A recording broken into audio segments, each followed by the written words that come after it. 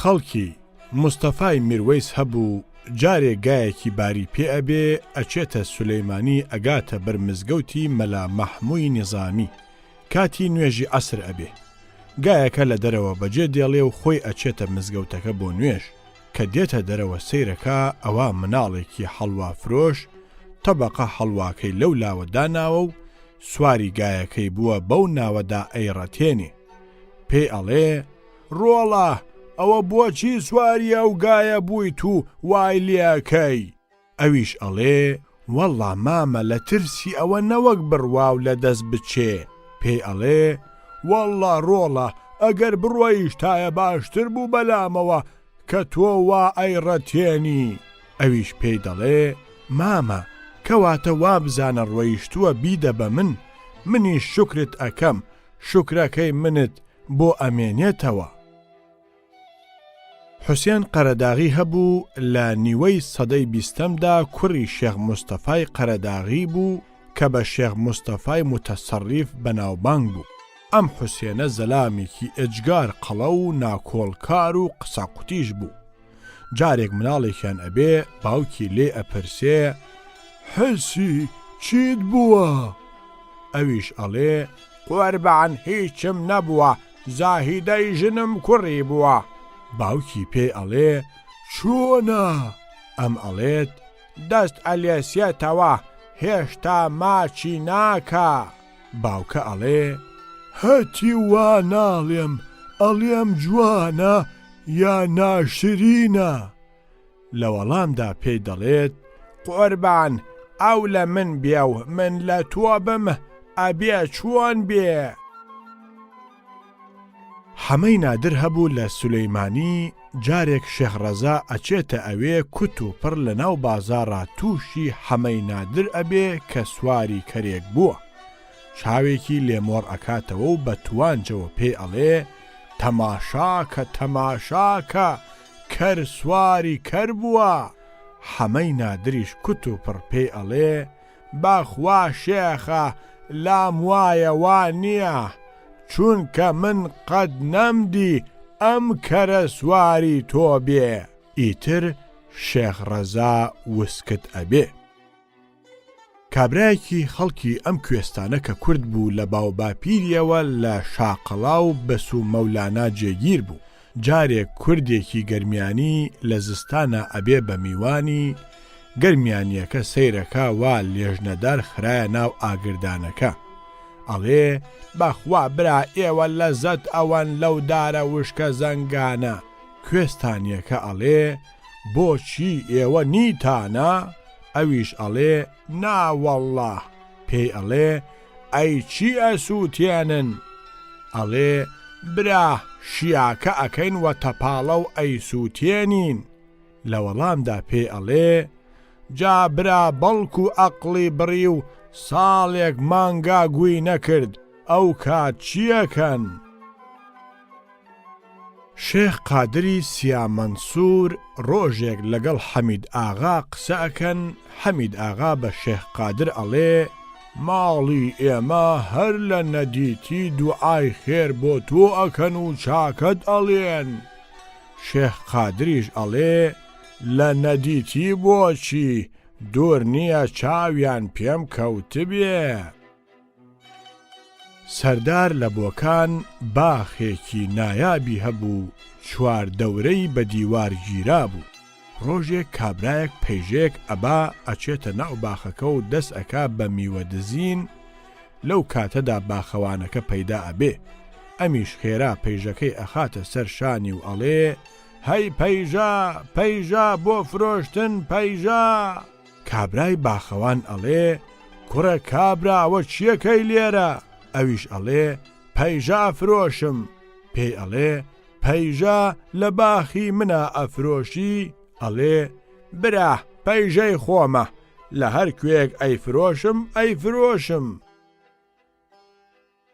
عەلاءەدینی سەجادی لێرەدا باسی شاعیرێک دەکات بەڵام ناوی ناهێنێ دەنووسێ ئەو لە شاعیرە چاکەکان بوو ڕۆژێک چووە مزگەوتێکەوە سەیری کرد وا کابرایەک لەگەڵ هەتیوێکا خەریکە دەستی کرد بە قسەکردن پێی وت تۆ لە ماڵی خوادا چۆن شتی وا ئەکەی؟ بە تەواوی کابرای تەریق کردەوە. کابرا شاعیرەکەشی ئەناسی کە چ ماڵێکە، بۆی چووە کەمینەوە، ڕۆژێک بەگیری هێنا کەوا هەر لە هەمان شوێنە ئەویش خەریکی هەتیوێکە. وتی: ها برا، خوا چاک حەق ئەخاتە دەست، ئەوەت لە چی و ئەمەد لە چی؟ ئەویش دەڵێ: برا نەتبیستووە ئەوی بۆ شاعیر دروستە، بۆ غەیری شاعیر دروست نییە؟ ئەحەی کوڕنوو لەو شارە زورە خۆی کردبوو بە حەکیم. پیرەژنێک چووە لای وتی: حەکیم گیان، من خواردنم بۆ حەزم ناکرێ و لەسەر دڵما ئەوەستێ، چارم چییە؟ ئەویش وتی: ئەو خواردنە بخۆ کە بۆت هەزم ئەکرێ و لەسەر دڵ تا ناوەستێ. کابرایەکی تەوێڵەیی جووتێ کڵاشی نایابی لە پێدا بوو، چوو بووە سولەیمانی. لەوێ چووە مزگەوتێک بە کڵاشەکانیەوە دەستی کرد بە نوێژکردن. کابرایەک دڵی پیس کرد لە کڵاشەکانی و پێی وت: برا بە کڵاشەوە نوێژ نابێ. کابرای تەوێڵەیی تێگەیشت کە مەسەلە لە چیدایە، وتی: برا ئەگەر نوێژ نەبێ خۆ کڵاش هەیە. ژنێک سکی پڕ بوو، پاشان کچێکی هێنا. زۆری پێ ناخۆش بوو کە کوڕ نەبوو. وتی: ئۆف، بریا شتێک لە ناو لنگیەوە بووایە، ئیتر من دڵم سوکنایی ئەهات. مامانەکەی پێی وت: کەچەم، تۆ دوعای عومر درێژی بۆ بکە، ئەگەر بمێنێ ئەوەندە شت لە ناو لنگیەوە ئەبینێ بێزار ئەبێ. کوڕێکی مناڵ هەبوو لەو سەرا، ئەحازیرەکیان پێ ئەوت ڕۆژێک لەگەڵ چەند کەسێکا چێشتێکی گەرمیان لە بەردەما بوو ئەیان خوارد. ئەحا دەمی سوتا و دەستی کرد بە هاوار هاوار. وتیان: ئەوە چییە؟ وتی: چێشتەکە گەرمە و دەمم سوتا. وتیان: دە لێی گەڕێ تا سارد ئەبێتەوە. ئەویش پێی وتن: ئاخر ئێوە لێ ناگەڕێن. پیاوێک هەبوو، حاجی دەروێشی ناو بوو، لە کاتی خۆیان بووە بوو. ڕۆژگار پشتی تێکرد، ڕۆژێک لە هەڵەبجە ئەچێتە بەر دەرگای ماڵێک داوای شتێک ئەکا بیدەنێ. کابرای خاوەن ماڵ دێتە دەرەوە و پێ ئەڵێ: برا ژنەکانمان لە ماڵەوە نین. ئەویش ئەڵێ: کاکە برا، من نەهاتووم خواز بێنی ژنتان لێ بکەم و یا زەماوەن بکەم، هاتووم داوای پارویە نانەکەم، ئەم دەیتێ بم دەریە، نام دەیتێ خوات لەگەڵ. بەکر ئاغای مەنگوڕ هەبوو، چەتیوێک لە ماڵیانە ئەبێ مارەی ئەکاو، لەم چەتیوە کوڕێکی ئەبێ. ڕۆژێک لە کوڕەکە تووڕە ئەبێ و ئەڵێ: بەچکە کارەکەر. کوڕەکەش پێی ئەڵێ: بابە، دایکم خانزادەتر بووە، بە ئاغا نەبێ ڕازی نەبووە. مەحموو پاشای جاف و سەید فەتاحی جەباری بەینیان زۆر خۆش ئەبێ. هەر جارەکە مەحموو پاشا لە کوێستان ئەگەڕایەوە، ئەبوو بە میوانی سەید فەتاح و بە قسەی خۆش و دەماغ بزوێن چەند ڕۆژێک لەگەڵ یا ڕای ئەبوار. ڕۆژێک لە قەراغ ئاوایی بانگۆڵ پێکەوە ئەبن، یەکێک لەو قالوە ڕەشە دەشتەکیەکان هەندێ شیاکەی گلۆر کردوێتەوە و داوێتە بەرخۆی و پێوە ئەڕوا. مەحموو پاشا ئەڵێ: سەید، گەرمیانی ئەوەتە خەریکە کاروانەکە. سەید فەتاحیش ئەڵێ: باڵیە قوربان، دیاری بۆ ماڵی پاشا ئەبا. شێخ مستەفای تەختە گوندێکە لە ژاوەڕۆ. جارێک کابرایەک ئەچێتە لای شکات لە کابرایەکی تر ئەکا کە چووە لە ناو باخە گوێزەکەیە، کۆڵێ گوێزی دزیوە. کابرای دزەی بە کۆڵێ گوێزەوە گرتووە و حەبیب ناوێکیش لە تەختە هەبوو. ئەو حەبیبەش ئاگای لێیە کە ئەم کابرایە ئەم گوێزەی دزیوە. بەڵام نەبرای خاوەن باخە گوێز و نە حەبیب هیچیان ناوبانگێکی باشیان نەبوو، بەڵکو زیاتر وا ناویان هەبوو کە درۆزن. شێخ مستەفا ویستی شەرعیان بکات و لە ڕێگای شەرعەوە کابرای شاهید بە هیچ دەرکە. لە حەبیبی پرسی: تۆ چاوت لێ بوو ئەم کابرایە ئەو گوێزەی لەو باخە دزی؟ ئەویش وتی: باڵیە، من بەناو دارە گوێزەکانە تێپەڕیم ئەم کابرایە ئەم کۆڵە گوێزەی بە کۆڵەوە بوو لە ناو دارگوێزەکانە هاتە دەرەوە. تۆ کە بەناو دارگوێزەکانە تێپەڕیوی ئەو دارگوێزانە چەند دارگوێز بوون. حەبیب لێرەدا سەیری کرد شێخ مستەفا نیازی باش نییە لەگەڵ یاو ئەیەوێ بە درۆی بخاتەوە وتی یا شێخ تۆ ئەمە 40 ساڵە لەم مزگەوتە تەدریس و شەرع ئەکەی ژووری ئەم مزگەوتە چەند دەستەکی تێدایە. شێخ مستەفا وەستا و حوکمی کرد بەوەکە گوێزەکان بۆ کابرای خاوەندار گوێز بێ. شەوکەت ئەفەندی هەبوو لە سولەیمانی دەرسی ڕیاضیاتی قوتابی ئەوت. ڕۆژێک باسی مەیمونێکی بۆ کردن کە کەوتووەتە بیرەکەوە. بیرەکە ئاویتیایە بە چنگەکڕێ ئەیەوێ بێتە سەر. بیرەکەش قوڵ بوو. دا دەقیقەیەک بە ئەندازەی گەزێک سەر ئەکەوێ بەڵام لەبەر خلیسکەی بیرەکە چارەگە گەزێک ئەچێتە دواوە. شەرحی ئەمەی بۆ ئەکردن کە لە ئەنجامە بە 20 دقیقە ئەم مەیمونە لە بیرەکە هاتە دەرەوە. ئایا ئەم بیرە ئەبێ چەندە قوڵ بوو بێ؟ لە ساڵی دواییدا هەرچەشنی دەرسی مەیمون و بیرەکە بۆ قوتابیەکانی باس ئەکرد، بەڵام ئەم جارە لە باتی ئەوە بڵێت بە 20 دقیقە سەر ئەکەوێ وتی بە 25 دقیقە سەر ئەکەوێ. یەکێ لە قوتابیەکانی پار کە هەر لەو پۆلەدا مابووەوە وتی مامۆستا خۆجەنابت پار فەرموود بە 20 دقیقە ئەو مەیمونە سەر ئەکەوێ و لە بیرەکە دێتە دەرەوە، چۆن ئێستا ئەفەرمووی بە 25 دقیقە؟ شەوکەت ئەفەندیش بەبێ وەستان وتی کوڕم ئاخر مەیمونەکە ئیمساڵ پیر بووە. مستەفا عومەر قایمقامی زاخۆ بوو. ڕۆژێک لەگەڵ ڕەشید ئاغای بنەماڵەی شەمدینیدا ئەچێ بۆ گەڕانی ناوچەی زاخۆ. ئەم گەڕانەی پاش ئەوە ئەبێ کە نزیکەی 8 مانگێک لە زاخۆ ئەمێنێتەوە. کاچن تووشی گوندێک ئەبن ئەپرسێ ئەم گوندە هیچەیە؟ ڕەشید ئاغا ئەڵێ هی حازم بەگی شەمدیناغایە. تووشی گوندێکی تر ئەبن هەروەها تووشی بەرا و ڕووبار و ناوچەیەک ئەبن، دیسان ئەپرسێ و ئەویش هەر ئەڵێ هی حازم بەگە. بە کورتی تووشی هەر شتێک ئەبن لەو وڵاتە، ڕەشید ئاغا هەر ئەڵێ هی حازم بەگە. مستەفا عومەری لەوزەیە نامێنێ ئەڵێ ئەمە زۆر سەیرە، دار و بەرد و ئاوی ئەم وڵاتی زاخۆیە هەمووی هەر هی حازم بەگە. ڕەشید ئاغا ئەڵێ مۆستەفا بەگ بنە ماڵەی حازم ئاغا نزیکەی 150 ساڵە لەم وڵاتەدا خاوەن مڵک و دەوڵەمەند بوون، ئەگەر لەمەش زیاتریان هەبێ هەر کەمە، بەڵام سەیرتر ئەوەیە کە جەنابتان هێشتا ساڵی بەسەرا نەسوڕاوەتەوە کە بوون بە قایمقامی زاخۆ، ئێستا بچوە لە هەرچی گەسک دەر و دەرکەوان و ئاشپەز هەیە بپرسە، هەموو هەر ئەڵێ ئایدی عومەرین. ئەوە دلێری کوڕم تازە پێی ناوەتە 7 ساڵان و خستومەتە قوتابخانە، مێمەڵی قەڵەم و دەفتەرە. ڕۆژێک هاتەوە وتی ئەرێ بابە ئەگەر قەڵەم و دەفتەرەکەم تەواو بوو هیترم ئەدەی تێ؟ وتم ئا. وتی دەی تەواو بوو. ئەمین و سادات هەبوو لەم ئاخرەدا کەوتبووە بیارە. ڕۆژێک ئەچێتە دەرەوە لەو کەژە خەریکی پیشۆک خواردن ئەبێ، کابرایەکی جاف کە خزمەتکاری ماڵی مەحموو پاشا بوو ئەچێ بەسەریا ئەڵێ مامەسەی ئەوە چیەکەی؟ ئەویش ئەڵێ برا گیا خۆم گیا. ئەڵێ جا مامەسەید بۆچی ناچی خزمەتکاری ماڵی پاشا بکەیت و گیا نەخۆی؟ ئەویش ئەڵێ خاڵە ئەی تۆ بۆ ناچی گیا بخۆیت و خزمەتکاری ماڵی پاشانەکەی؟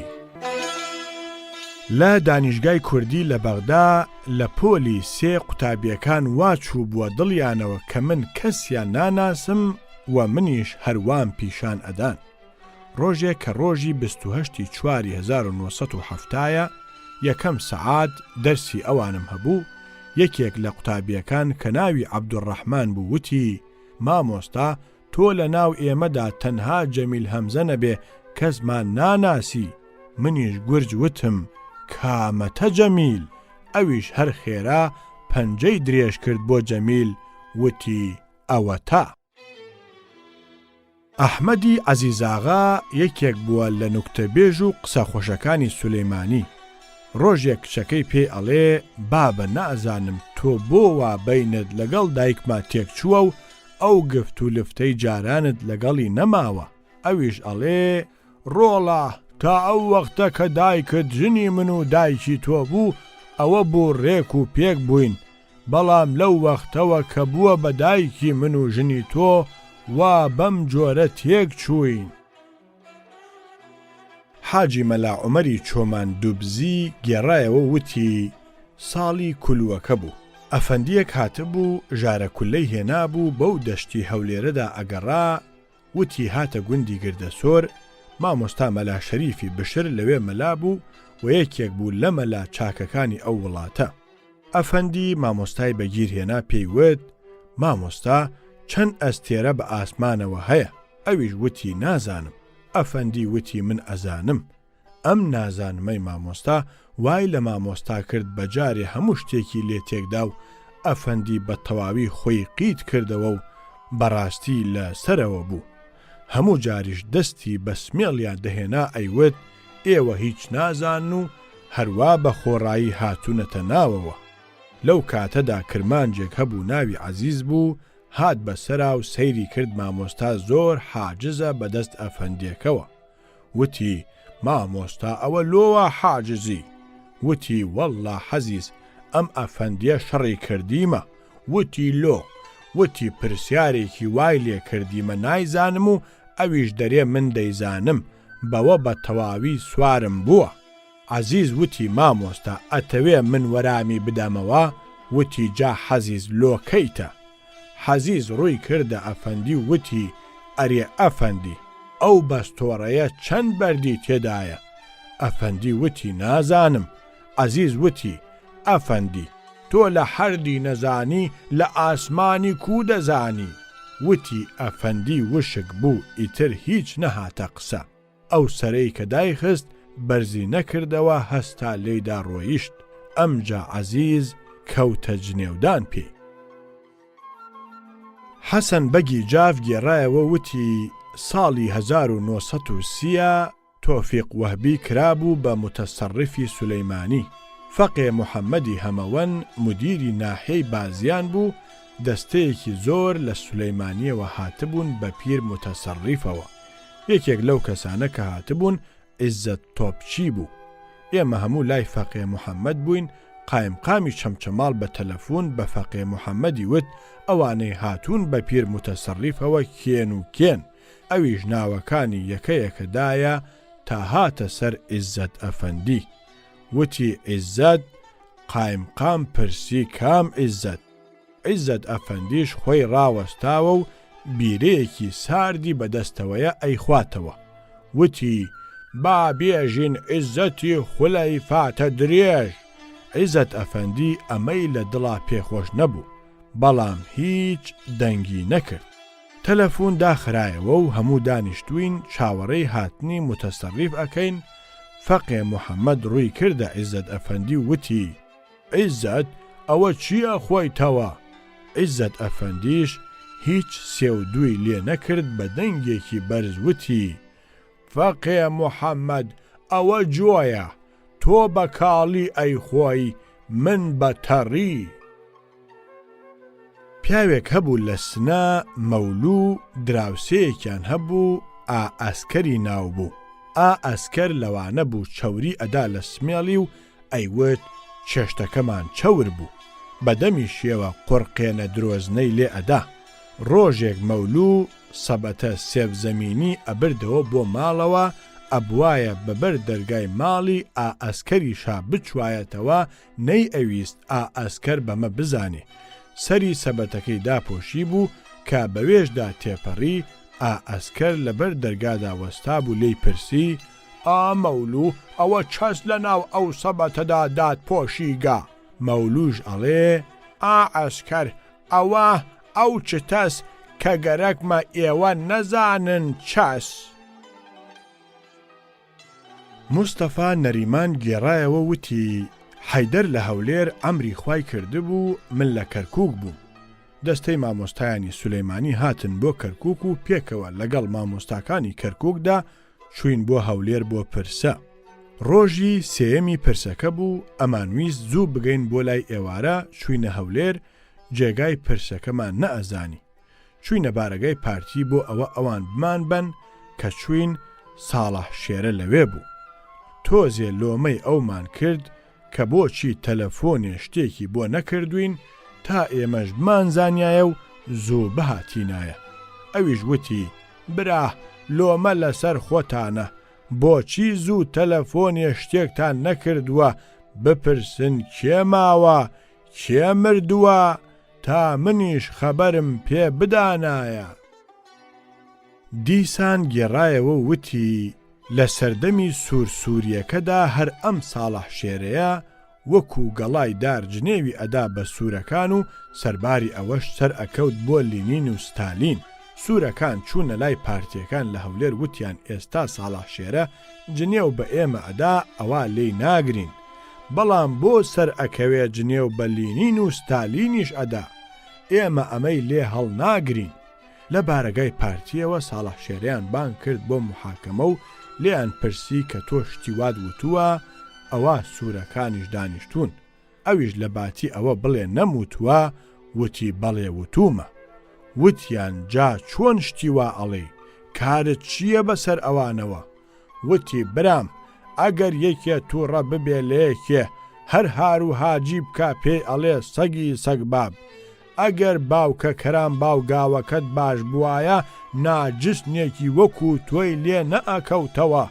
منیش هەروام وتووە خۆ هیچی ترم نەوتووە. وەڵڵا هەموو دەست ئەکەن بە پێکەنین و وازی لێ دەهێنن. جارێک هەجیجەیەک ئەچێتە نەوسوو جافرسان ئەیەوێ سەر بخاتە سەری پێی ئەڵێ هەجیجی بۆ باشەڕە کێرێ کەرمێ واتە وەرە باشەڕە کێر بکەین. هەجیجەکەش لە وەڵامدا ئەڵێ قوربان هینەکەی من فەقیرەن چیرە نەملۆ واتە هینەکەی من فەقیرە بەژێر تا ئەچێ. هەندێک لە داستانی ژن. مەلا تۆفیقی حاجی برایم لە سولەیمانی چەند قسەیەکی گێڕایەوە وتی کچێک هەبوو لەو خوارە بیللامانێ تڕی بۆ ڕاگیر نەئەکرا. لەبەر ئەمە هەش کەس ئەهات بۆ خوازبێنی دایکەکەی نەی ئەدا بەشوو. کچە بەم جۆرە هەرمایەوە نەی ئەزانی خەمی بێدەنگی پێشی بخوا یا گیز و هۆڕی پاشی. ئاخری ڕۆژێک بە دایکی وت دایە ئەگەر خێزانێکی زۆر هاتن و داوایان کردم بمدە و کارت نەبێ. دایکیشی وتی خوا بنێریە کچم. زۆری پێ نەچوو کوڕی کابرایەکی خێزان زۆر هات بۆ خوازبێنی. دایانێ و بوو گوێزرایەوە. لە پاش هەفتەیەک دایکی و چەند ئافرەتێکی تر ئەچن بۆ پاشتێلانە. دایکە بە ماتیەکەوە ئەیەوێ لە پەنایەکە پرسیار لە کچەکەی بکە کە هەڵی بۆ هەڵ ئەکەوێ لێی ئەپرسێ کچم لەگەڵ دوابراوەکە چۆنی کچەش بەم جۆرە وەڵامی ئەداتەوە دایە هەرگیز خەم مەخۆ ماڵم پڕ کردگە لە بۆ خێزانی ماڵ 89 کەس ناپرسێ منم یا تۆ. دایکە ناوچاوی کچەکەی ماچ ئەکاو ئەڵێ بەخوا ڕۆڵە تۆ لە دایکت و لە نەنکیشت ئاقڵتر بووی بۆ ئەم مەسەلەیە ئێمە هەر دەبوایە زوو بمانزانایە. کابرایەکی ژن مردووی 2-3 مناڵ بەسەراکەوتوو ئەویست ژنێکی تر بێنێ بەڵام ژنێکی وا بتوانێ مناڵەکانی بۆ بەخێو بکە هەرچەند ئەگەڕا دەستی نەئەکەوت. لە ئاخرا ناوبانگی ژنێکی تەڕپیری کەمەرە لە ملی 2-3 دان لە پێشەوە کەوتووی بیست و چوو خوازبێنی کرد. خوا چارەنووسی لە یەک نووسین و دەستیان کردە گەردنی یەک. شەوێ لە کاتی جوودبوونە ژنە بە مەکرێکەوە 2-3 جاروتی ئای بڤەیە بڤە. پیاوەش کە ئەمەی بیست نەی کردە نامەردی دەستی کرد بە نقەنق و وتی ئەمما هەموو لێفە و دۆشەک و گەمە و گیپاڵی ژنەی پیس کرد. ژنە کە ئەمەی زانی بڕیاریدا کە ئیتر واز لە فێڵبازی بێنێ چونکە مێردەکەی گەلێ لەو زۆر زانتر بوو هەزار فاکی بە فیکێکی. خێزانێک هەبوو لە بەختانیان بوو بەشی زۆری ئافرەتان بە بێبن ئەچوونە لای مێرد. جارێک کچێکی ئەم بنەماڵەیە شوو ئەکا و زەماوەندی بۆ ئەکەن. شایر و زۆر ناژەن دێنن شایارەکە زۆر باش ڕەفتاری ئەم خێزانەی ئەزانی. لە کاتی هەڵپەرکێدا بەم جۆرە گۆرانی ئەڵێ دایکی وەبێ خوشکی وەبێ میمکی وەبێ زۆر نابژەن ئەمیش چەبێ. خێڵێک لە بناری کانیکەوە خست بوویان گۆرانەکانی کانیکەوە هەموو جار بە شەو ئەچوون بۆ دزی و تاڵانکردنیان. کوڕێک لە خێڵەکە بوو هۆمەری خاتوونی ناو بوو پیاوێکی ئازا و نەترس بوو. بە تاقی تەنیا بەرەنگاری لەشکرێکی ئەکرد ئەوەندە هەبوو کە هەر جارە گۆرانەکان پەلاماریان ئەدان هۆمەر لە ماڵەوە نەئەبوو. جارێک پەلاماریان ئەدەن و کوردەکانیش بەرهەڵستیان ئەکەن. لەوانە ئەبێ کوردەکان بشکێن و تاڵان بدەن بەدەستەوە. لەو کاتەدا قەرەنتووی هۆمەر لە دوورەوە دەرئەکەوێ. کوڕگەل کە چاویان پێ ئەکەوێ ئەمە ئەڵێن مانگە شەوە تەقڵە دەوە لەشکرگەیە کانیکەوە هۆمەر خاتە زوو سەرکەوە نەوەک بشکێن ئابەم شەوە. ژنێک کچێکی هەبوو دای بەشوو. لەو کاتەدا گواستیانەوە دەستی کردە پینگە پینگ بەسەریا و پاش ئەوە کە بردیان بەم بەیتانە ئەیلاواندەوە نۆ نانی خوارد وە نازەوە نۆ نانی خوارد وە پیازەوە نۆ نان لە ساجی گەرمەوە نۆ نانی ڕق وە بەرمەوە نۆ نانی خوارد وە شیرەوە نۆیشی فڕان لە تیرەوە دایکی مرێ گوڵ وەشان وە دڵ ناشتا بردیشیان. پیاوێکی کورد باسی ژنی بەم جۆرە کردووە. ژن نیوەی ژنە، نیوەی ژانە، نیوەی مێمەڵدۆڵەی نانە. پیاوێکی کورد ئەیوت مەکر ژنان بارخەران، خەرنەوەران چێشکەران. لەو سەرا لە بن دەوارێکە هەندێک دانیشتبوون هەموو قسەیەکیان ئەکرد. سرە هاتە سەر باسی ژن هەرکە لە ئاستی خۆی موچڕکێکی پیاهات بەڵام کەسیان نەیان خستە خۆیان. یەکێ لە دانیشتووەکان وتی برا ئەمەی پێ ناوێ ئێمە ئەگەر ڕاستەکەین با هەر کەسە ئەگەر لە ژنەکەی ناترسێ قیت ڕاست بێتەوە. هەموو بەجاری هەستان تەنها یەکێک نەبێ. لیان پرسی وا دیارە تۆ هیچ ناترسی لە ژنەکەت؟ وتی ناوەڵڵا حەدی چییە لێی بترسم بەڵام ئیمڕۆدارێکی ماڵیوە بە قاچما کۆڵەواری کردووە لەبەر ئەوە ناتوانم هەستم ئەگەیناوە نەبێ لەو بترسم. ژن کە مێرد ئەکا سەرەتا هەتا ماوەیەک هەر جار کە گەمە و گاڵتە لەگەڵ مێردەکەیە ئەکا بە نازێکەوە پاڵێکی پێوە ئەنێ و پێ ئەڵێ بچووە بەو لاوە کێرزل کە هەردوو لایەن پیر ئەبن ژنەکە هیچ نایخاتە خۆی کە پیر بووە. ئەمجا کە پاڵ بە مێردەکەیەوە ئەنێ پێ ئەڵێ بچووە بەو لاوە گوزل. کابرایەکی ساویلکە لەو سەرە ژنێک ئەخوازێ هێشتا 3 مانگی زاوا و بووکێنیان تێناپەڕێ خوا کوڕێکیان ئەداتێ. شەوێ لە گوێ ئاگردانەکەدا دانیشتون و هەروە دەمەتەقێ ئەکەن کابرا کە ژنەکە ئەگوێزێتەوە بە خەسووەوە ئەیگوێزێتەوە.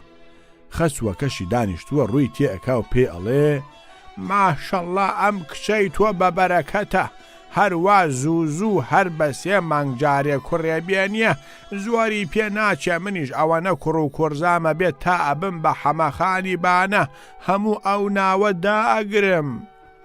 خەسووەکەشی ئەڵێ ئەیە ڕۆ بە قوربانت بم کەی بە 3 مانگ مناڵی بووە 9 مانگە و 9 ڕۆژەی تەواو کردووە. ئەوە تۆ حسابی مانگەکانت لێ تێک چووە بەم جۆرە ناوی مانگەکان ڕەوان کە ئەو وەختە بزانە 3 مانگ ئەگرێتەوە یا 9 مانگ. ئازار بەهار مانگی 2 نیسان سەیران مانگی جۆ ئەو مانگەی بووکیان تیا برد ئەو مانگەی کچە تیاشووی کرد ئەو مانگەی کوڕەی تیا بوو تەواو 9 مانگ بەسەر چوو. کابرا ئەڵێ ئای بە قوربانت بم خەسوویان بەخوا ڕاستە ئەڵێن خەسوویەک لە جوو تێگا باشترە بەو قورحانە ئەگەر تۆ نەبوویتایە گوناحباریش ئەبووم و ئیمانیشم ئەڕۆیشت. پیاوێک لەو سەرە هەبوو بازرگانێکی زل بوو ویستی بچێ بۆ تەورێز بۆ شتومەکی بازرگانی کەسی نەبوو تەنها ژنێک نەبێ. شێخێکی بە دینی لە خواترس هەبوو لەو ناوە ناوبانگی دینداریەکەی ئەو وڵاتەی پڕکرد بوو.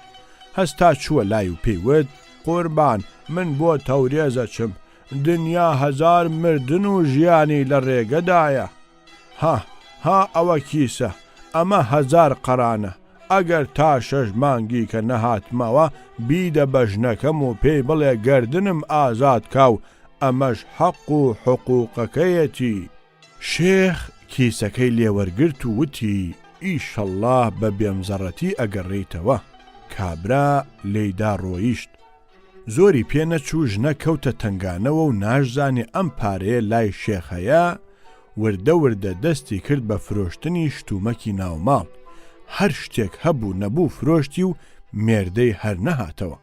ڕۆژێک تاقە ئەم مستیلەیەکی ئەڵماسی مابوو دای بە کارەکەرەکەی و پێیوت ڕۆڵە بچوو ئەمەش بفرۆشە چەند ڕۆژێکیش بەمەوە ڕائەبوێرین تا بەڵکو خوا دەرگایەکمان لێ بکاتەوە. کارەکەر ئەنگوستیلەی هەڵگرت و چوو بۆ بازار کتوپڕ لە ناو بازارە بەبەر دووکانی زەڕەنگەرەکانە تووشی بوو بە تووشی شێخەوە. شێخ گەڕانی ئەم کارەکەرە بەم ئەنگوستیلەوە تۆزێ سەرنجی ڕاکێشا و لێی پرسی تۆ کێی؟ ئەویش وتی من کەنیزەکی ژنی فلانە تاجیرم و ئاغام ماوەیەکی زۆرە بە سەفەر ڕۆیشتووە. ئێستا هیچمان نەماوە تەنها ئەم ئەنگوستیلەیە نەبێ. ئاغا ژنم پێی وتم بچۆ بیفرۆشە تا ئەمەش ئەخۆین خوا گەورەیە. شێخ هەناسەیەکی هەڵکێشا وتی کچم بچۆ بە ئاغا ژنت بڵێ کە ئاغات 1000 قەرانی لە لای من بە ئەمانەت بۆ داناوە. کچە لە خۆشیە لەوانە بوو پەر دەرکە. گەڕایەوە و قسەکەی بە ئاغاژنی وت. ئاغاژنیش لە خۆشی ئەم خەبەرە شوێنی بەخۆی نەئەگرت. کارەکەرەکەی ناردەوە بۆ لای شێخ بۆ پارەکە. شێخ وتی من ئەم پارەیە هەر ئەبێ بدەم بەدەستی خۆیەوە چونکە ئاغا وای پێوتوم و ناتوانم لێیلادەم. کارەکەرەکە لەوانە بوو بگەڕێتەوە. شێخ وتی مەڕۆ منیش لەگەڵت دێم با ئەو بەڕووی سوورەوە نێت بۆ ئێرە. هەڵسا پارەی هەڵگرت و لەگەڵ کارەکە ڕۆیشت. کە چوونە ژوورەوە چاوی بەژن کەوت. جەماڵ و جوانی ژن هەموو شتێکی لە بیری شێخ بردەوە و کەوتە قسەکردنی غەرامی لەگەڵ ژنەدا. ژنە سەری شەرمی داخست و زۆر سەرساممە. تیری عەشقیشی سات بە سات لە دڵی شێخە کاریگەرتر ئەبوو. شێخ زیاتر هۆشی لای خۆی نەئەمە. ئەمجا پێی وت یا شێخ تۆ ئەو پیاوە نیت کە ناوبانگی دینداری و خواناسیت ئەم ناوەی پڕ کردووە ئێستا ئەمە چ کردەوەیە کە ئەینوێنی؟ شێخ وتی یانەکەم ڕووناکی ڕوومەتی گەشت هەموو نورێکی لێ شاردمەوە. ئەو سەردەمە کە عیبادەتم ئەکرد لە جەماڵی تۆ بێبەش بووم ئێستا کە دەرگای ڕووناکی تۆم بۆ کرایەوە ئیتر هیچ ڕووناکی و عیبادەتێکی ترم ناوێ. ئەم کاتە کە لەگەڵ تۆدام نوێژ و ڕۆژووی هەر 40 ساڵەکەم دێنێ. ژنا کە ئەمەی بیست وتی هەستە بچۆرە دەرەوە هەی دەست بڕی قیامەت فرۆش.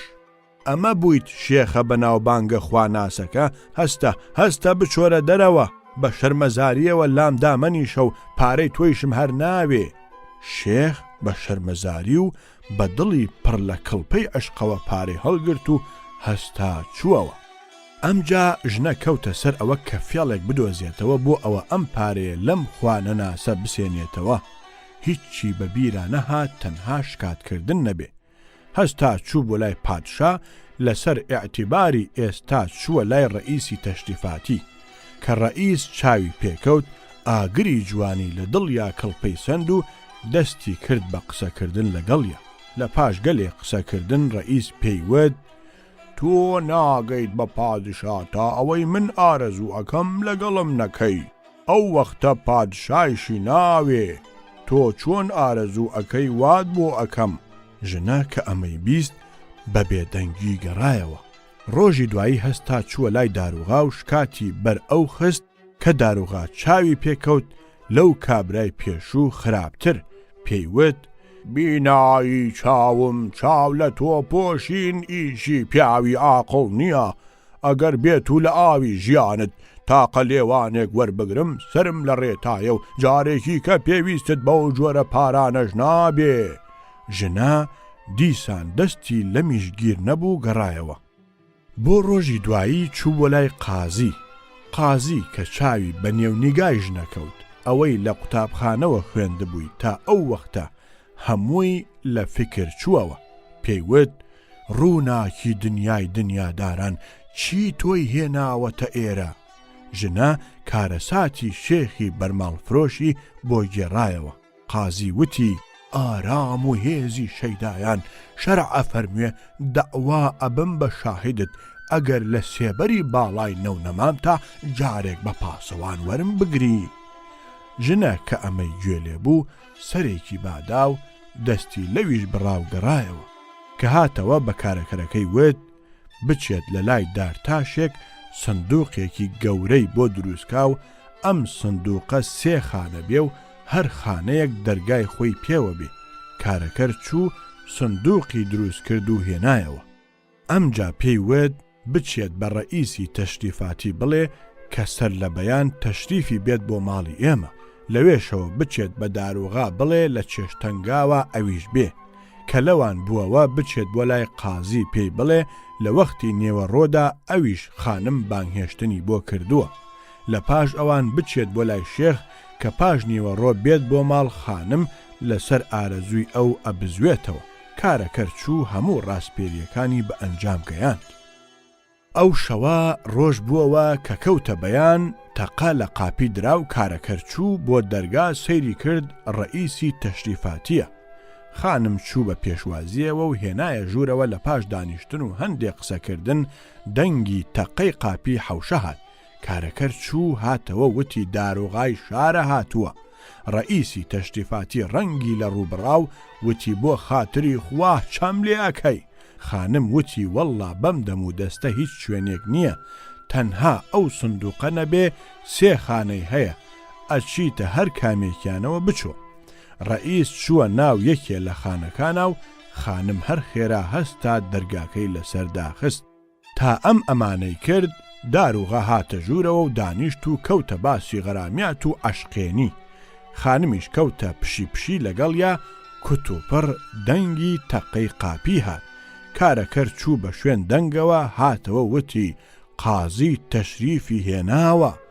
داروغا ناوکی کەوت و وتی خانم چیم لێ ئەکەی؟ قازی پێم بزانێ ناکرێ. ژنە وتی ئەوە ئەو سندوقە هەیە، 2 خانەی تایە، بچۆرە یەکێکیانەوە تا قازی ئەڕوە. داروغا هەستا و خۆی کوتایە یەکێ لە چاوگی سندوقەکانەوە.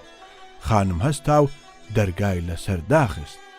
لەو کاتەدا قازی بە گۆنای سوور و دڵی بە جۆشی ئاگری دڵداریەوە کردی بە ژوورا و خانم بە عیشوە و نێو عیشوەوە چوو بە پیریەوە و داینا. قازی خۆی لە دنیایەکی ترا چاو پێکەوت.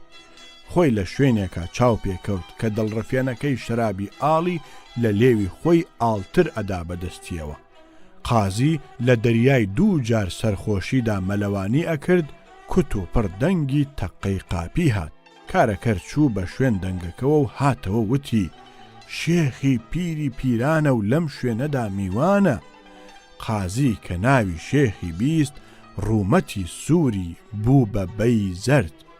وتی ئەگەر شێخ لێرەدا بمبینێ حیا و ئابڕوومە چێ و تا ماوم خۆم ناگرمەوە، چیم لێەکەی؟ خانم وتی وەڵڵا هیچ شوێنێک نییە، ئەو سندوقە نەبێ خانێکی تێدایە بچۆرە ناویەوە. قازی هەر خێرا ڕاپەڕی و خۆی کوتایە چاوگی سندوقەکەوە و خانم دەرگای لەسەر داخست. شێخ کردی بە ژوورە. خانم پێشوازی کرد و دەستێکی خستە سەرشانی و بە زەردەخەنەیەکەوە پێیوت یاخوا بەخێر بێی شێخی بەرماڵ فرۆش. چۆن وا ڕێت لێ تێکچوو گەیشتیتە لای ئێمە شێخ وەکو دەنگی فریشتەی ئاسمانی بەرگوێ بکەوێ خوتوکەیەک بە هەموو لە شیاهات و وتی ڕایەڵی عەشقی تۆ هەزاری وەکو من ڕائەکێشێ ژنە وتی لەلایەنی پارەکەوە چی ئەڵێی ئەگەر بمدەیتەوە چی ئەڵێیت بە گوێت ئەەکەم شێخ وتی چۆن نادەمەوە خوایە تۆ ئاگاد لێبێ مێردی ئەم ژنە هەزار قەرانی لای من داناوە کە بیدەم بەم ژنە ئەگەر ئێستا لە دنیای کامەرانیا تۆزێ بە نازی خۆی بمحەسێنێتەوە و لە کامی خۆیم بداتێ هەزار قەرانەکەی ئەدەمەوە ئیتر چیت ئەوێ خانمی هەردوو دنیام ژنە کە ئەمەی بیست بانگی کارەکەرەکەی کرد و پێیوت وەرە ئەم دین فرۆشە بکەرە دەرەوە و خۆی لێیدا چوو بۆ لای پادشا داوای ڕئیسی تەشریفاتی کرد دیار نەبوو وتی قازی بانکەن قازیش نەبوو پادشا لەم ڕێکەوتە سەری سوڕما ناچار ژنەکەی بانک کردە لای خۆی و لێی پرسی ژنەش کارەساتی بۆ گێڕایەوە کە هەزار قەرانی لایەتی و نایداتەوە پادشا وتی تۆ بۆ ئەم داوایەت شاهدت هەیە ژنە وتی بەڵێ سندوقێکم لایە ئەو سندوقە شاهدمە پادشا دەستی کرد بە پێکەنین و وتی ئەوە تۆ شێت بووی ژنە وتی پادشا هەم شێت نەبووم و شێت نیم سندوقێکم هەیە ئەو سندوقە شاهدمە پادشا وتی ڕەنگ بێ جوانیەکەت سەری لێ تێکدا بێتی ژنە وتی پادشاهم باواش بێ من هەر لەسەر قسەی خۆمم بنێرە بیهێنن پادشا پیاوی ناردوو سندوقێکی گەورەیان هێنا و دایاننا ژنە هەستا و چووە سەر سندوقەکە و دەستێکی پیا ماڵی وتی سندوقەکە بەو خوایەی کە دروستی کردوین ئەگەر ئەوی کە بیستوتە نەیڵێیت ئێستا ئاگرت تێبەر ئەدەم کوتوپڕ سێ زمان لە ناو سندوقەکە هاتنە قسە وتیان ئەشهەدو بالله ئێمە شاهیدین کە ئەو شێخە وتی هەزار قەرانی ئەم ژنەم لایە لە لای پادشا دەرگای هەر سێ خانەی سندوقەکەی کردەوە وەکو زەردەواڵە ڕئیسی تەشریفاتی و داروغا و قازی هەریەکە لە کونێکەوە هاتنە دەرەوە پادشا لەم ئیشە و لەم کردەوەیە زۆر سەرساممە ئەوانەی هەریەکە بە تۆڵەی خۆی گەیاند و پارەشی لە شێخی بەرماڵفرۆش بۆ ژنەکە وەرگرتەوە ئەوەندە هەبوو قازی ڕووی کردە ژنەکە وتی هەرکە لە ئێوە نەترسێ لە خواش ناترسێ هەژاری شاعیر هۆنی وێتیەوە کوڕ بە دایکی وت بێجگە لە باوە چەند شووی ترت بوون وەرامی داوە نۆ مێرد لەو هۆزی نۆیان لەم هۆزی دوو نۆش لە هۆزی نەورۆزە قۆزی نۆ هەر لە بەرتاو خۆیان دەدۆزی نۆشیان نیوەی ساڵ دەژیان بێڕۆزی شەشە و شەشان و شەشێکی تریش ورچەی ئامان و ڕەشێکی تریش بەخوا ڕۆڵە گیان دەست بە هەویرم وردە مێردەکان کەم دێنۆ بیرم ئەڵێن لەیەکێ لە کۆشکەکانی تەیموری لەنگدا گەلێ پەیکەری تێدا هەبوو بە تایبەتی سێ پەیکەری تێدا بوو کە لە هەموو پەیکەرەکان زیاتر سەرنجی خەڵکیان ڕائەکێشا یەکێکیان زەلامێکە سەری داخستووە و خەریکی فکرکردنەوەیە یەکێکی تریان ئەوە بە هەردوو دەست بربووەتە سەر و پۆتەلاکی خۆی و بەسەر خۆیان ئەماڵێ وردە وردە جارجار موویەکی ڕیشیش هەڵئەکەنێ ئەوەی سێهەمیش دەستە سڕێکی گرتووەتە دەستەوە و سەماعەکە لە ژوور سەر هەر یەک لەمانەوە نووسراوێک نووسراوە ئەوی یەکەم لە ژوور سەریەوە نووسراوە ژن بێنم یا نێنم لەسەر سەروی دووەمین نووسراوە کە ئەمە ژنی هێناوە و پەشیمان بووەتەوە لەسەر سەری سێمینیش نووسراوە کە ئەم پیاوە ژنی هێناوە و تەلاقی داوە و ڕزگاری بووە و نامەیەکیشیان داوەتە دەست ئەمەیتیان نووسراوە ئەوی ژن دێنێ و ژنی لە ماڵە خۆشی نابینێ هەرگیز لەو ماڵە ئەوی ژندارە و تەلاقی داوە موژدە بێکەوە خوا بەوی داوە.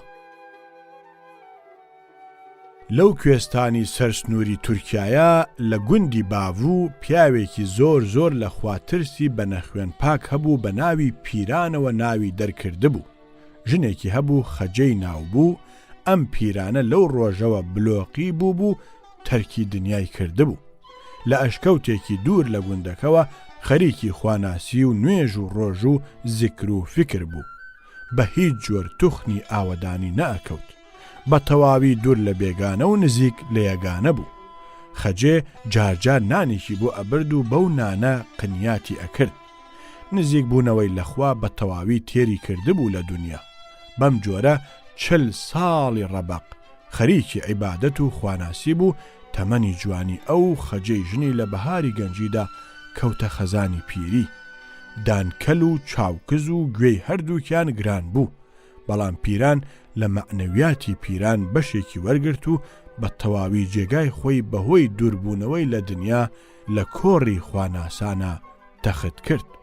شەوێک لە نیوە شەوە لەو وەختەدا کە ماڵ بێ ئەغیارە و دۆست خەبەردارە، لەو وەختەدا کە دڵی خواناسان پەردەی تاریکی لەسەر هەڵ ئەگیرێ، بەو ڕووناکیەوە ڕوو ئەکاتە نووری خوا، دەنگێکی لە پشت پەردەی نهێنیەوە هاتە گوێی: ئەی پیران، لەبەر ئەوە کە تۆ ئەمە 40 ساڵە لە زیکر و فکری خوا دایت و بە تەواوی پشتت لە دنیا کردووە و ڕوت لەخوا، لە پاداشتی ئەم عیبادەتی 40 ساڵیەتدا خوا 3 نیازت لێ قبول ئەکا.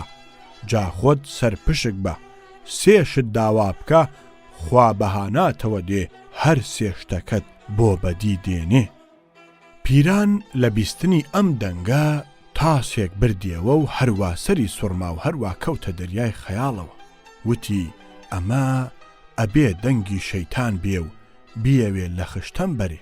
بەم جۆرە مایەوە تا کەوتە شەوی دوایی. دیسان لە هەمان کاتا هەمان دەنگ بە چەشنی قسە هاتەوە قسەکردن و ئەوی دوێنێ شەوی پێوتەوە. پیران ئەوەندەی تر کەوتە سەرسامیەوە و پەژارە بە تەواوی دایگرت. نەی ئەزانی چۆن لەم گێژاوە خۆی دەرباسکە. هەروە ئەتلایەوە تا کەوتە شەوی سێەم و کاتەکەی شەوان. دیسان دەنگەکەی هاتەوە بەرگوێ وتی: پیران، هەر ئەم شەوەت ماوە، ئەوەی داوای ئەکەی بیکە، داوای ناکەی بەسەر ئەچێ. کە ڕۆژ بووەوە، خەجەی خێزانی لەسەر عادەتی جاران هەندێ نوێردووە نانی بۆ هێنا و هاتەوە بۆ لای. سەیری کرد، پیرانی مێردی بە تەواوی ڕەنگی هەڵبزڕکاوە و هیچ ڕەنگ لە ڕوویان نەماوە. پرسی: پیاوە کە بۆچی وات لێ هاتووە؟ پیاوە هیچ دەنگ ناکە. زۆر سەری خستە سەری لە ئەنجامە وتی: خەجێ واز بێنە، شەیتان ئەیەوێ لە خشتەم بەرێ. وتی: ئەیە ڕۆچوون، تۆ پیاوی خوای، شەیتان بە تۆ ناوێرێ. پیران دەستی کرد بە گریان و بە هەناسە هەڵکێشان سۆزی دەرونی ئەگەیشتە گەردوونی ئاسمان. خەجێ وتی: پیاوە کە دەنگ بکە، سوێم بووەوە. پیران وتی: ئافرەت، دەنگی چی بکەم؟ ئەمە 3 شەوە نیدایەکم بەرگوێ ئەکەوێ ئەڵێ تۆ 40 ساڵە گۆشەگیریت کردووە بە پیشە و خواناسی ئەکەیت. ئێستا خوا لە تۆڵەی پارێزگاری ئەم 40 ساڵەدا 3 نیازت بۆ بەجێ دێنێ، داوای بکە. ئەمە جگە لەوە کە دەنگی شەیتانی بێ و بیەوێ لە خشتەم بەرێ، هیچی تر نییە. خەجێ وتی: ئەیە ڕۆ پیاوەکە بۆوە ئەڵێی؟ تۆ پیاوێکی دیندار و خواناز بووی، ئەمە 40 ساڵە خۆتت دوورگرتووە لە هەموو نافەرمانیەک. خوا ئەگەر تۆڵەی یەکێکی وەکو تۆ نەداتەوە، تۆڵەی کێ ئەداتەوە؟ خەجێ بەم قسانە وردە پیرانی سارد کردەوە و هێنایە سەر ئەوە کە ئەو دەنگە نهێنیە دەنگێکی ڕاستەقینەی خوایە و دوورە لە شەیتان و هیچ لە خشتە بردن نییە. ئەمجا پیران وتی: باشە ئافرەت، بەڵام داوای چی بکەم؟ داوای ئیمان و عاقیبەت خێری بکەم، داوای ئەولادی چاک و ساڵح بکەم، داوای ماڵ و سامان و پایەی دنیایی بکەم، آخر داوای چی بکەم؟ خەجێ وتی: پیاوە، یەکەم نیاز و داوات ئەوە بێ کە خوا من گەنج بکاتەوە و بمباتەوە تافی جوانی و ڕەنگ و ڕوخسار و جەمالێکی وان بداتێ، لە دنیادا وێنەم نەبێ. ئەو وەختە من ئەم چەند ساڵە چەندەم خزمەت کردووی بە گوڕ ئەبمەوە، ئەوەندەی تر و زیاتر لەوەش خزمەتت ئەەکەم. ئاسایشی دین و دنیات بۆ پێک دێنم و لە خێزانی ئەیوبی پێغەمبەر چاکتر خزمەتت ئەەکەم و زیاتر بەهاناتەوە دێم. پیران وتی: ئافرەت، من و تۆ تازە تەمەنمان ڕابواردووە، خۆشی و ناخۆشی دنیا هەر شتێک بوو بێ بەسەرمان بردووە. من کە دوعاکەم با دوعای ئەوە بکەم خوا ئەولادی چاک و ساڵحمان بداتێ، هەم بە کەڵکی ئەوەمان دێ لە دنیا تا ماوین بەهانامانەوە دێن و بە دەردمان ئەخۆن کە مردیشین یەکێک ئەبن لەو شتانە کە پێغەمبەر لە بارەیان ناوتوویە خێر و سەدەقەیەکی ڕەوانن قەت دوایی نایەن. خەجێ وتی: پیاوەکە کە من گەنج بوومەوە ئەو ئەولادەی کە تۆ ئەیڵێ ئەبێ بە خێر و سەدەقەیەکی جاری، ئەوەش ئەبێت و منیش گەنج ئەبمەوە و تۆش ئەکەویتە ڕەحەتی. بە یەک دوعا سێشتی زۆر بە کەڵکمان بۆ دێتە دی. خەجێ بەم جۆرە قسانە و بەم جۆرە ئامۆژگاریە بردیە دڵی پیرانەوە کە قسەکەی زۆر باشە و بە یەک داواکردن سێشتی زۆر گەورەیان بۆ پێک دێ. بەڵام هێشتا هەر بە تەواوی دڵی نەی ئەهێنا. وتی: ئافرەت، ئەم سێ دوعایە کە من ئەیکەم یەکێکی بۆ عاقیبەت خێری و ئیمانداریمان بێ، یەکێکی بۆ ئەولادی چاک و ساڵح بێ، یەکێکیشی بۆ ماڵ و سامان بێ، ئەو وەختە هەم دینیشمان ئەبێ هەم دنیا. خەجێ دیسان وتی: پیاوەکە، ئەوە تۆ ئەڵێی چی؟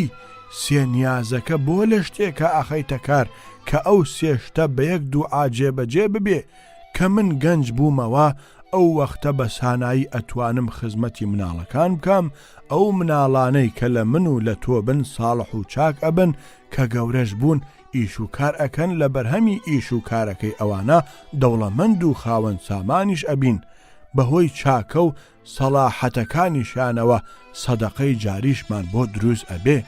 فەرمایشتی پێغەمبەریش دێتە دی، عاقبەتمان خێر و ئیمانداریش ئەبین.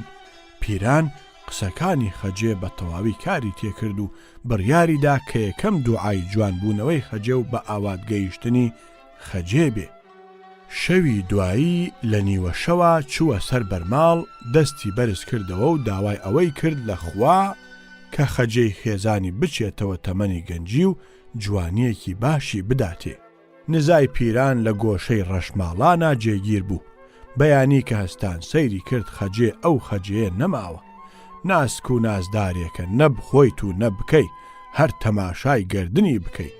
دوو چاوی ڕەشماڵ، دوو گۆنای پڕی ئاڵ، سەرپڕ لە قژی ئاوەڵدامەنی کاڵ، لە سنگ و بەرۆکە لە بەژن و سەرۆکە وێنەیەکی بێوێنەی ئەم ژێر ئاسمانیشی نەبوو. نە زوڵەیخای میسری و نە شیرینی ئەرمەن، نە چاوبەخوماری کوردستان و نە پەلک سەوزی داستان، هیچیان نەی ئەگەیشتنێ. زمان هەر ئەوەندە ئەتوانێ بڵێ وێنەیەک بوو لە نەخشی کردگار تازە بە تازە کەوتە ناو ڕۆژگارەوە. لەولاوە خەجێ کە تەماشای خۆی کرد، خۆی باڵا ئەندامێک هاتە بەرچاو لە بازاڕی شۆخیدا، نە فریشتەی ئاسمان نە پەری کێوی قاف، کەسیان ناوێرن شان بدەن لە شانی. گوڵی ناو نەمامی بەهاران، پەلکە زێڕینەی ئێواران، نمونەیەکن لە کاڵای باڵای وەکو چەتری تاوس. خۆی بڵاو کردەوە، دڵی بوژایەوە، ڕووی گەشایەوە. خەرامان بەسەر نازان ناوی ئەکرد. گوڵ لە ڕوومەتیا شەو بۆ لە بۆیە، سەری شەرمەزاری و ڕووی ژاکاویان دانەوان. خوابیدا ئاوای ئەدا. بەم جۆرە خەجێ کەوتە ناو لالەزاری جوانی و شۆخی وردە وردە ناوبانگی نازک و نازداری خۆی بیستەوە، بە جۆرێک بیستیەوە کە خەرامانی چینی لە چاو ئەمە کەنیزەیەکی زەنگیە. ڕۆژ بە ڕۆژ زیاتر ئەبوو بە نیشانگای پەنجەی سەوداسەران. هەر ئەوەندە بوو خەجێش وەکو تاوسی لێ هاتبوو. چۆن تاوس سەیری چەتری کلکی خۆی ئەکا فیز ئەیگرێ و ئەگەشێتەوە، کە سەیری قاچی ئەکا فسی ئەنیشێتەوە، ئەمیش کە سەیری جوانی و بیستنەوەی ناوبانگی خۆی ئەکرد ئەوەندەی تر گەشکە ئەیگرت. بەڵام کە سەیری پیرانی دانکەلی چاوکزی سەر لەرزۆکی ڕیش کلوی بەفری مێردی ئەکرد، سەری ئەبردەوە بە قوڵاخی خۆیە. لە ئەنجامە وردە وردە پێی لە پیرانی مێردی بڕی و کەمتر ئەهات بەلایە. ئەو خزمەتەی کە جاران هەیبوو بۆی لە باتی ئەوەی لێی زیاد بکە هەرکەمی ئەکردەوە. ئەو ماڵ و مناڵانەی کە جاران بە تەنگیانەوە بوو ئێستا چکە چکە بەرەڵای کردن و خستنیە پشتگوێ، ماڵ بێخاوەن و بێنازمانەوە. پیرانی بەناو مێردی هەرچەند قسەی لەگەڵ ئەکرد بەلالوتەوە جوابێکی ئەدایەوە. خەجێ ئەوی بەدڵیا نەهاتایەوە ماڵ و منداڵ و پیرانی مێردی بوو. سەرمەستی دنیای ئاهەنگ و جوانی بوو لە باتی کوڕەلاوێک هەزاری وەکو ئەمیر ئەرسەلانی ڕۆمی و جوامێری هەمەوەن و شەمسام ئاغای تەرگەوەڕی لە بەردەرگایە ئەکەوتن. کاڵای ئاوازەی شاران بە ناوی دیاریەوە بەبار هەروەکو باران ئەباری بەسەریە. خەجێ کە جاران بە خواردنی نانی هەرزن و لەبەرکردنی کراسی جای هەجیجی ڕای ئەبوارد ئێستا شەکری ئەخوارد و بە شیر دەستی ئەشۆرد. ئاوریشمی لەبەر ئەکرد و پێڵاوی زەڕکەفتی لە پێی ئەکرد. نەیادی پیران لە دڵاما نەنازی منداڵان، پیران بێژن و منداڵ بێدایک و ماڵ بێکەیبان و مانەوە. هەرچەندە پیران ئەیود ئافرەت تۆ چیت وت و ئەمە چییە؟ خەجێ وەکو گوێزی بۆ بژمێرن وابوو، کاتێک ئاهەنگی خۆی بە هیچ نەئەگۆڕیەوە. پیران کەوتە ئامۆژگاریکردنی و پێیوت ئافرەت ڕۆژانی ڕابردوود لە بیر بێ، ئافرەت ڕۆژان ڕۆژی لە دوایە، بۆ منت بەرەڵا کرد و مناڵت سەرگەردان کرد. بپرسە لە هۆزی ئاهی دەروێشان، دنیا لەسەر یەک لا ناسوڕێتەوە. بیر لەو خوایە بکەرەوە کە تۆ لە چ ڕۆژگارێکا بوویت و بە یەک هەناسەکەوتیتە چ ڕۆژێک. هەر ئەو خوایە ئەو دەسەڵاتەی هەیە بتباتەوە دۆخەکەی جاران واز بێنە و لە کەلی شەیتان وەرە خوارەوە. خەجێ وتی ئەی پیری بێفەڕی لاتی پەککەوتووی لە برسا مردوو، ئەمری خۆت و مناڵت نەمێنێ، تۆ چیت و خۆتت بەچی داناوە؟ بەو سەر و سەکوتەوە ئامۆژگاری منەکەی؟ من ئێستا هەزارێک لەبەر دەرگاکەما کەوتون، سەگەکانیان وەکو تۆوان. تۆ چ ڕایەکت هەیە خۆت بە منەوە ببەستی؟ چاوت بکەرەوە من کێم و تۆ کێی؟ تۆ ئەسپێ تێداویت ئەتەوێ خۆت بەسەر منەوە پاکەیتەوە؟ من تۆ هەر ناناسم و هیچ ڕۆژێک لە ڕۆژان هیچ پەیوەندیەکت لەگەڵ منە نەبووە. ئەم فەڵتە فڵتە لە چی؟ تۆکەی لەو پیاوانە بووی نازک و نازدارێکی وەکو من چڵمت پیا بسوێ و یا بە پەڕۆی پیس هەڵت بگرێ.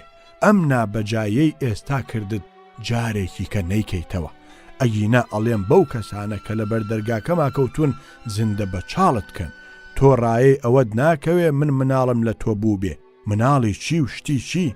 من گوڵێکم لە باخی جوانی ئەم دنیاەدا. بڕۆ بڕۆ چیت لە دەستێ درێغی مەکە. ئەمەی وت و لە ناو شەپۆلی دەریای گەورەیدا لێیدا ڕۆیشت. ئەم قسانە کاری کردە دڵی پیران، بەڵام کە بیری ڕۆژانی پێشوو بیری لانەوازی مناڵەکانی ئەکردەوە هۆن هۆن فرمێسک ئەهات بە چاویا و هەر ئەیوت لێبوردن باشە. ئەی ناردەوە بۆ لای خەجێ. خەجێ لە جارانی پێشوو خراپتر جوابی ئەدایەوە. کە مناڵەکانی ئەنارد بۆ لای ئەیوت بەڵکو بەزەیی پێیانە بێتەوە، ئەو مناڵی دەرئەکرد و ئەیوت ئێوە هیچ مناڵی من نین. بە کورتی خەجێ لە ناو ئاهەنگی خۆشگوزەرانی و ڕابواردنی شاهانەدا مەست بوو بوو. نە پیرانی بەدڵا ئەهات نە مناڵی خۆی و پیران. پیران ئیتر گەیشتە جەرگی. شەوێک بۆی لەسەر بەرماڵ دانیشت و دەستی بەرز کردەوە و وتی خوایە نیازێکی ترم کە پێت هەیە ئەوەیە خەجەی ژنم بکەیت بە دێڵە سەگێکی ڕەشی چوارچاو. تیری دوعای پیران لە ئاسمانەوە تێپەڕی و گیرا بوو. خەجێ پێستی سەگی چوارچاوی کرا بە بەراو بوو بە دێڵە سەگێک ئەجوڵێتەوە و ئەشکێتەوە سەیرەکە لە پێستێکی ترایە. هاوارەکە لە نووزە و قوڕەیەک بەولاوە هیچی تری لە دەم نایەتە دەرەوە. هۆشی هەیە بەڵام زمانی نییە. گیان هەیە بەڵام لە پێستێکی ترایە. سەیری خۆیەکە ئایا ئەمە خەجەی خرامانی چینە یا دێڵە سەگێکی چوارچاوی ماچینە؟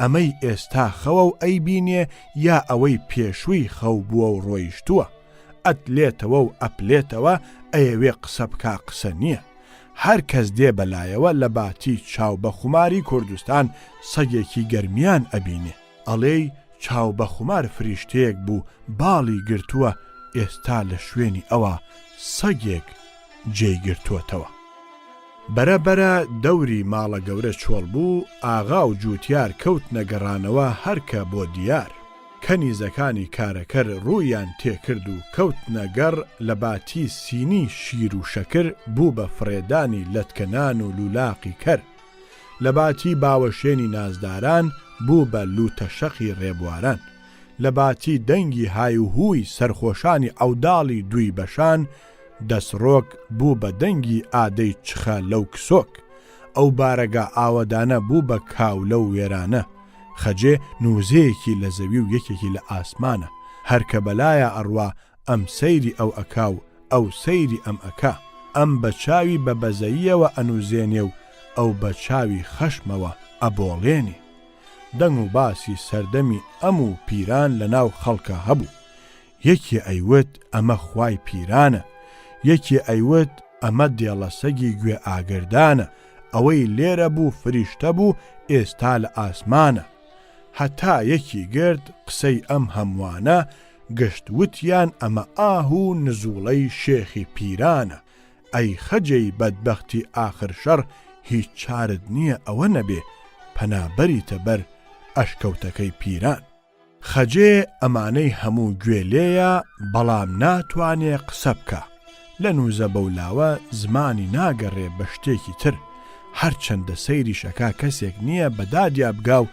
تیماری دەردی کاریگەری بکە لە ئەنجاما هیچ چاری نەما بە تلاوتل و بە کلکەلەقێ خۆی گەیاندە ئەشکەوتەکەی پیران دەرکی ئەشکەوتی لێ پشکۆڵ کرد خەجێی دێڵە سەگ بە دەوری ئەشکەوتە ئەگەوزێ و ئەی نووزاند و ئەی قۆڕان مناڵەکانی لێ کۆبوونەوە مناڵ سەیری ئەویان ئەکرد ئەگریان ئەو سەیری مناڵی ئەکرد ئەی ناڵان و ئەی قۆڕان مناڵ ئەچوونە لای پیرانی باوکیان لە دەریای خەم و پەژارەدا نقم بوو ئەهاتنە لای دایکیان لە سەگێکی ڕەشی چوارچاوی تەپاوتلکەر زیاتر هیچیان بەرچاو نەئەکەوت ئەیاندایە پڕمەی گریان لە گریانی ئەوان و دایکیان و پەژارەی باوکیان ئەرز و ئاسمان بەزەی ئەهاتەوە پێیانە مناڵەکان چوون ئەم جارە کەوتن بەسەر باوکیانە و بە گریان و زاری ئەمان و لەولاوە بەدەنگی نووزە و پارانەوەی خەجێ ئەمیش دەستی کرد بە گریان بەسەر مناڵەکانیە ماوەیەک بەم جۆرە تێپەڕی بڵێ سەی ئاگری دەروون ڕۆژ بە ڕۆژ تیشتر ئەبوو ئاگری جگەر پیرانی هەڵگرت شەوێک لە نیوە شەوە بۆی چووەوە سەر بەرماڵ و دەستی بەرز کردەوە و وتی خوایە نیازێکم ماوە گیرای بکەی ئەویش ئەوەیە لە بەرخاتری مناڵەکانم خەجێی ژنم بەریتەوە دۆخەکەی جاران و ببێتەوە بە خەجیەکەی جاران تیری دوعای گیرابوو خەجێ پێستی سەگی لە کۆڵ بووەوە بە خەجیەکەی جاران و چووەوە ئەو دۆخە کە لەگەڵ پیرانە بە کزیەوە دائەنیشتن ئەوەندە هەبوو پیران نوێژ و ڕۆژووی 40 ساڵ و هەر سێ دوعاکەی بە تڕەکەی خەجێدا دەرچوو هەمەی نادر هەبوو لەو شارە زورە برایەکی هەبوو ئەم برایە ژنێکی هەبوو ڕۆژی کوڵابوو بەدەستیەوە هەموو جار گلەی لە لای حەمە ئەکرد کە ژنەکەی لەگەڵ یا باش نییە حەمەش پێی وت برام تۆ خۆت پیاو نیت ئەگەی ناژن چییە پیاو بەدەستیەوە بکەوێتە زەلالەتەوە دەسا ژنەکەی من هەرکە چاوی لێ بەرزەکەمەوە لەوانەیە زەنەقی بچێ ئەویش وتی جا برا تۆ چیت لەگەڵ کردووە وا بەو جۆرە هاتووەتە ژێر ڕکێفت حەمەش وتی هەرکە جوڵاوەتەوە بە تاکە کەوش سەر و گوێلاکیم ناوەتە یەک جارێک 2 جار وام لەگەڵ کردووە ئێستا ئیتر وەکو ماستی مەیوی لێ هاتووە براکەی وتی سابرا وەڵڵا منیش وای لەگەڵ ئەکەم یاخوا کارت ڕاستوێ برام وا ئەم ڕێگایەت پیشاندام ئیتر بێگومان ڕزگارم ئەبیێ کابرا بە دڵێکی خۆشەوە چووەوە بۆ ماڵەوە هەرکە چووە ژوورەوە بەبێ چرپە تایە لە کەوشەکانی داکەن بۆ ئەوە بیماڵێ بەسەر ژنەکەیە و عاقڵی بکە. ژنەکەی چاوی پێکەوت لێی شیتان و وتی کوڕە ئەوە شێت بووی وا ئەو تاکە کەوشە داکەن؟ کابرا لە ترسانە وتی ناوەڵڵا خانم گیان ئەوە بۆ ئەوەم داکەن بیماڵم وە سەری خۆمە. کابرایەک هەبوو زۆر لە ژن ئەترسا. لەلایەوە وابوو ژنی بێگۆبەن نییە. پاشان ناو نیشانەی ژنێکی بە حەیا و حسمەتیان بۆ هەڵدا و لەگەڵ ئەمەشا زۆر دەستڕەنگینە. چوو ئەو ژنەی هێنا و نەوکلی دایە سەرخۆ. شەوێ لە ژنەکەی پرسی ئایا تۆ هیچ دەستڕەنگینی و پیشەیەکی دەستیت هەیە؟ گوتی ناوەڵڵا من پیشە و سەنعەتم لە قاچمایە. کابرا وتی دەک مبارەک نەبێ. تافگەی ئێلاخ. لە قسەی کوردیە ئەڵێ جارێک ڕێویەک لەو بنارەدا تێئەپەڕێ ئێسترێکی تۆڕ تێری خواردبوو ڕاکشابوو بە تەواوی نووسبوو. هیچ جوڵەی نەئەکرد. ڕێویەکە بە پشتیا تێپەڕی گوڵمەی قنگی دەرپەڕی بوو. ڕێویەش لای وابوو ئێسترەکە تۆپیوە تەماعی کردە قنگە سوورە دەرپەڕیوەکەی. چەمۆڵەیەکی بۆ درێژ کرد هەر چەمۆڵەی گەیشتە قنگی ئێستر ڕاچەنی و ڕاپەڕی و ڕاست بووەوە. چەمۆڵەی ڕێوی لە ناو قنگیا گیری خوارد و خۆیشی بە پاشووی ئێسترەوە داڵە ڕۆچکە بوو. ئێستر کەوتە جامبازە بەو دەشتەدا لە ڕێگەیدا چەقەڵێک چاوی پێیان کەوت وتی ها خێرە مام ڕێوی واخواتت بە پاشکۆی ئەو ئێسترەدا هەڵواسیوە ڕەنگ بێ بەخێر بۆ حەج بچن. ڕێوی وتی بەخوا ئاغا چیت عرز بکەم ژیان و مردنم بەستراوە بە تڕێکی ئەم ئاغامەوە بەخێر ئەگەر ئەم تڕێکی کەند ئەو وەختە فکرێکیش لە حەجەکە ئەکەینەوە. تینوم بوو لەگەڵمان پێرداوت دانیشت بووین لەبەر ئەوە ڕیشی سپی بوو حەزم نەکرد ڕاستە و ڕاست بڵێم ئاوم بۆ بێنە. وتم بەخوا ئەمان پێرداوت ڕەنگ بێ ئاوەکە سارد بێ. وتی وتم پیاو ئارەزووی خواردنەوە ئەکا. وتی وتم ئەگەر پیاو تینووی بێ بڕواناکەم ئەگەر ئاو بخواتەوە سەرمای بێ. وتی وتم جا ئەگەر پیاو تینووی بوو چی ئەکا؟ وتی ئاو ئەخواتەوە. ئێستا و ئەوسا ئاوی هەر بۆ نەهێنا. منیش وتم ئەگەر بەم جۆرە بەدەمیەوە بڕۆین تا ئێوارە لێ نابینەوە و وازم لێ هێنا. کابرایەک هەبوو کوڕێک و ئاشێکی هەبوو بە کوڕەکەی وت ڕۆڵە ئەگەر ئەزانی شتی ترمان زۆرە ئاشەکە بفرۆشە و ژنێکی پێبێنە بۆ خۆت. کوڕەش چوو ئاشەکەی فرۆشت و بە پارەکەی ژنێکی هێنا. لە پاش ماوەیەک لات کەوتن هیچیان نەما. وتی تەماشاکە ئەوی ئارد ئەڕێ فرۆشتم بۆ ئەوەی گوو ئەڕێ. مەلا یەحیای چۆڕستانی بۆی گەڕامەوە وتی ئەحەی کوڕنۆ چوو بوو بۆ حەج و گەڕابووەوە و گەیشت بووە تسنی کەرکووک. کەشیدەیەکی حاجیانی لەسەر بەستە بوو. لەو کاتەدا لە تسن مردوویەکیان لێ مردبوو. بردبوویان بۆ سەر قەبران. پەکیان کەوتبوو بۆ مەلایەک تەڵقینی بخوێنێ کە حاجی ئەحمەد بەوێدا تێئەپەڕێ بە مەلای ئەزانن بەرۆکی ئەگرن بۆ ئەوە تەڵقینی مردووەکەیان بۆ بخوێنێ. ئەویش هیچ خۆی تێک نادا و ئەچێتە سەر گۆڕەکە و بەم جۆرە تەڵقینەکە ئەخوێنێ و ئەڵێ کەرکووکی ئبنە کەرکووکی خواردنت سەڵق و یارکووکی کە نەکیرت دێنە سەر گوێ تەب نەکەی وەکووکەر هەستە بڵێ تلی دەستم لە دەستی شاقولی کفنم ئەخەمە سەر ملی ئەچمە جەحەنەم تا بنی تەڵقینەکەت لەبەر بۆتیە خوێنم ئەڵڵاهو ئەکبەر. وتم مەلا ئەمە ئەگەر شعرە زۆر لەنگە. وتی ئەحەی کوڕنوو بە شعری ئازادی ئەوروپی ئێستا وتوویە خۆی نەبەستوەتەوە بە وەزن و قافیەوە.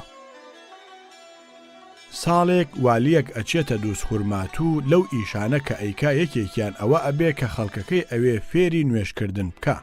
جار ئەدا هەر کە نوێش بکە هەموو ڕۆژێ مەتالیکێکی ئەداتێ. تەقا ئەکەوێتە دووزەوە کەس نامێنێتەوە کە نوێژ نەکە. حتا 40 ڕۆژ بەم جۆرە لەگەڵیان ئەڕوا و پاشان پارەکەیان لێ ئەبڕێ. سەیرەکە کەس نەچووەوە بۆ نوێژ و هەموو لێی پەشیمان بوونەوە. پێی وتن ئەوە بۆ نوێژەکەتان دایە دواوە. پێیان وت ئێمە هەر بەقەدەر پارەکە نوێژەکەین، پارە بدا تا نوێژ بکەین. کابرایەکی شارەزووری بە میوانی ڕێ ئەکەوێتە سولەیمانی و شەوێ ئەچێتە ماڵی دۆستێکی. شەوێ چاو ئاوێکی ساردی زۆری لێ ئەخواتەوە، لە کاتی نووسنا لە ژوورێکە ئەینوێن و دەرکەی لەسەردا ئەخەن. کەسی تریش لە ژوورەکەدا نابێ، تەنها مناڵێکی 4-5 ساڵانی خانەخوێکە نەبێ. شەوێ کابرا میز زۆری بۆ دێنێ، هەڵ ئەستێ بچێتە دەرەوە، سەیرەکات دەرگا لە پشتەوە داخراوە. ئەگەڕێتەوە زۆر پەرێشان ئەبێ، خۆی بۆ ڕاناگیرێ، فکر ئەکاتەوە بچێت مناڵەکە لاباو، میزەکەی بکاتە ناو جێگاکەی ئەوەوە کە بەیانی هاتن ئەڵێن ئەمە مناڵەکە خۆی میزی کردووە و کابراش ڕزگاری ئەبێ. لە ڕاستیدا فکرێکی باش بوو. کابرا ئەچێ مناڵەکە هەڵ ئەگرێ ئەی خاتە جێگاکەی خۆی و پڕناو جێگای مناڵەکە ئەکا لە میز و ڕزگاری ئەبێ. ئەم جا دێتەوە مناڵەکە هەڵ ئەگرێ ئەی باتەوە بۆ ناو جێگاکەی خۆی و ئەمیش دێت لە شوێنەکەی خۆی ڕائەکشێ. کە ڕائەکشێ سەیرەکە لاڕانی ئەکەوێ لە شتێکی شل و بۆنێکی پیسیش دێ. تۆمەس ئەمە مناڵی زیرەک لەو وەختەدا کە کابرا هەڵی ئەگرێ و ئەیهێنێتەوە ناو جێگاکەی خۆی بە عادەتی شەوانی لای وا ئەبێ ئەوە دایکی هەڵی ساندووە بردوویە بۆ سەر ئاودەست، ناو جێگای کابرا پڕ ئەکا لە پیسایی. سەیرتر ئەوە بوو تا بەیانی میزی کابرا لە ناو جێگای مناڵەکەدا وشک بووەوە. جوولەکەیەک هەبوو لە سابلاغ، شەلەمۆی ناوبوو، کچێکی هەبوو دابووی بە شوو. لە لای جوولەکە کە کچ درا بە شوو ئەبێ پارەیەکی باش بخرێتە تەکی. شەلەمۆ 200 تمەنی خستە بووە تەک کچەکەی. شەوێ کابرای زاوا نەئەچووە پەردە ئەیوت 200 تمەن چییە خستویانەتە تەکی. بە ناچاری بە شەلەمۆیان وت. شەلەمۆ بە تووڕەییەکەوە هات بۆ ماڵی زاوا و پێی وت هەی سەگی سەگباب، من کچێکی 14 ساڵم بە 200 تمەنەوە پێداوی و ئەڵێم بیگێ کەچی تۆ نایگەی، وەرە تۆ 100 تمەن بدە بە من، هەتا من خۆت و هەرچی خزم و عەشیرەتێکت هەیە هەمووتان بگێم. کابرایەک واچوو بووە دڵیەوە کە بووە بەگەنم و مریشک ئەیخوا. لەبەر ئەمە کون بە کون خۆی لە مریشک ئەشاردەوە. لە دواییدا چارنەما گرتیان و خستیانە شێتخانە. ماوەیەکی پێچ و وتیان چاک بووەتەوە و هێنایانە دەرەوە. هەر کە چووەوە ماڵەوە مریشکێکی بەرچاو کەوت، دایە بانگەڵا و هاوار هاوار. کەس و کاری وتیان ئەرێ ئەوە هاوار هاواری چیتە؟ خۆ تۆ دەنکە گەنم نید مریشک بتخوا. وتی بەڵێ ئەزانم، بەڵام ئێوە بە مریشکەکەی بسەلمێنن کە من دەنکە گەنم نیم. مەلا نادرێک هەبوو لووتێکی ناقۆڵای پێوە بوو. ڕۆژێک ئەچێتە ماڵی یەکێ لە قوتابیەکانی، ئەو قوتابیەی برایەکی بچکۆلەی ئەبێ. مەلا نادری چاوپێ نەکەوتووە. دایکی کوڕەکە لە ترسی ئەوە نەوەک کوڕەکەی کە چاوی کەوت بە لووتی مامۆستا دەست بکاتە قسەکردن و یا پێکەنین ناردیە ماڵە دراوسێکەیان. مەلا نادر هاتوو دانیشت و باجی ئایشێ بە خێراتنی کرد. بەڵام هەر دڵی لە مستایە نەوەک کوڕەکەی بێتەوە. لەو کاتەدا کە پیاڵە خاڵیەکە لە بەردەمی خۆیان دائەنێ و ئەوێ شتێکی تێکا بۆ مامۆستا پێ ئەڵێ مامۆستا شیر بکەمە لووتیەوە یا قاوە. کابرایەک لەگەڵ ژنەکەیە و 4 مناڵیا لە ژوورێکە ئەنووستن. ئەگەر جارێک بیویستایە گەمە و گاڵتێک بکەن لەگەڵ ژنەکەیە، مناڵەکان لێیان ئەبوون بە شمڵی شەڕ و لێ نەئەگەڕن. ڕۆژێک کابرا چوو هەندێک گێزەری کڕی هێنایەوە، بە هەر مناڵە مستەنۆکێک و گێزەرێکی دایە.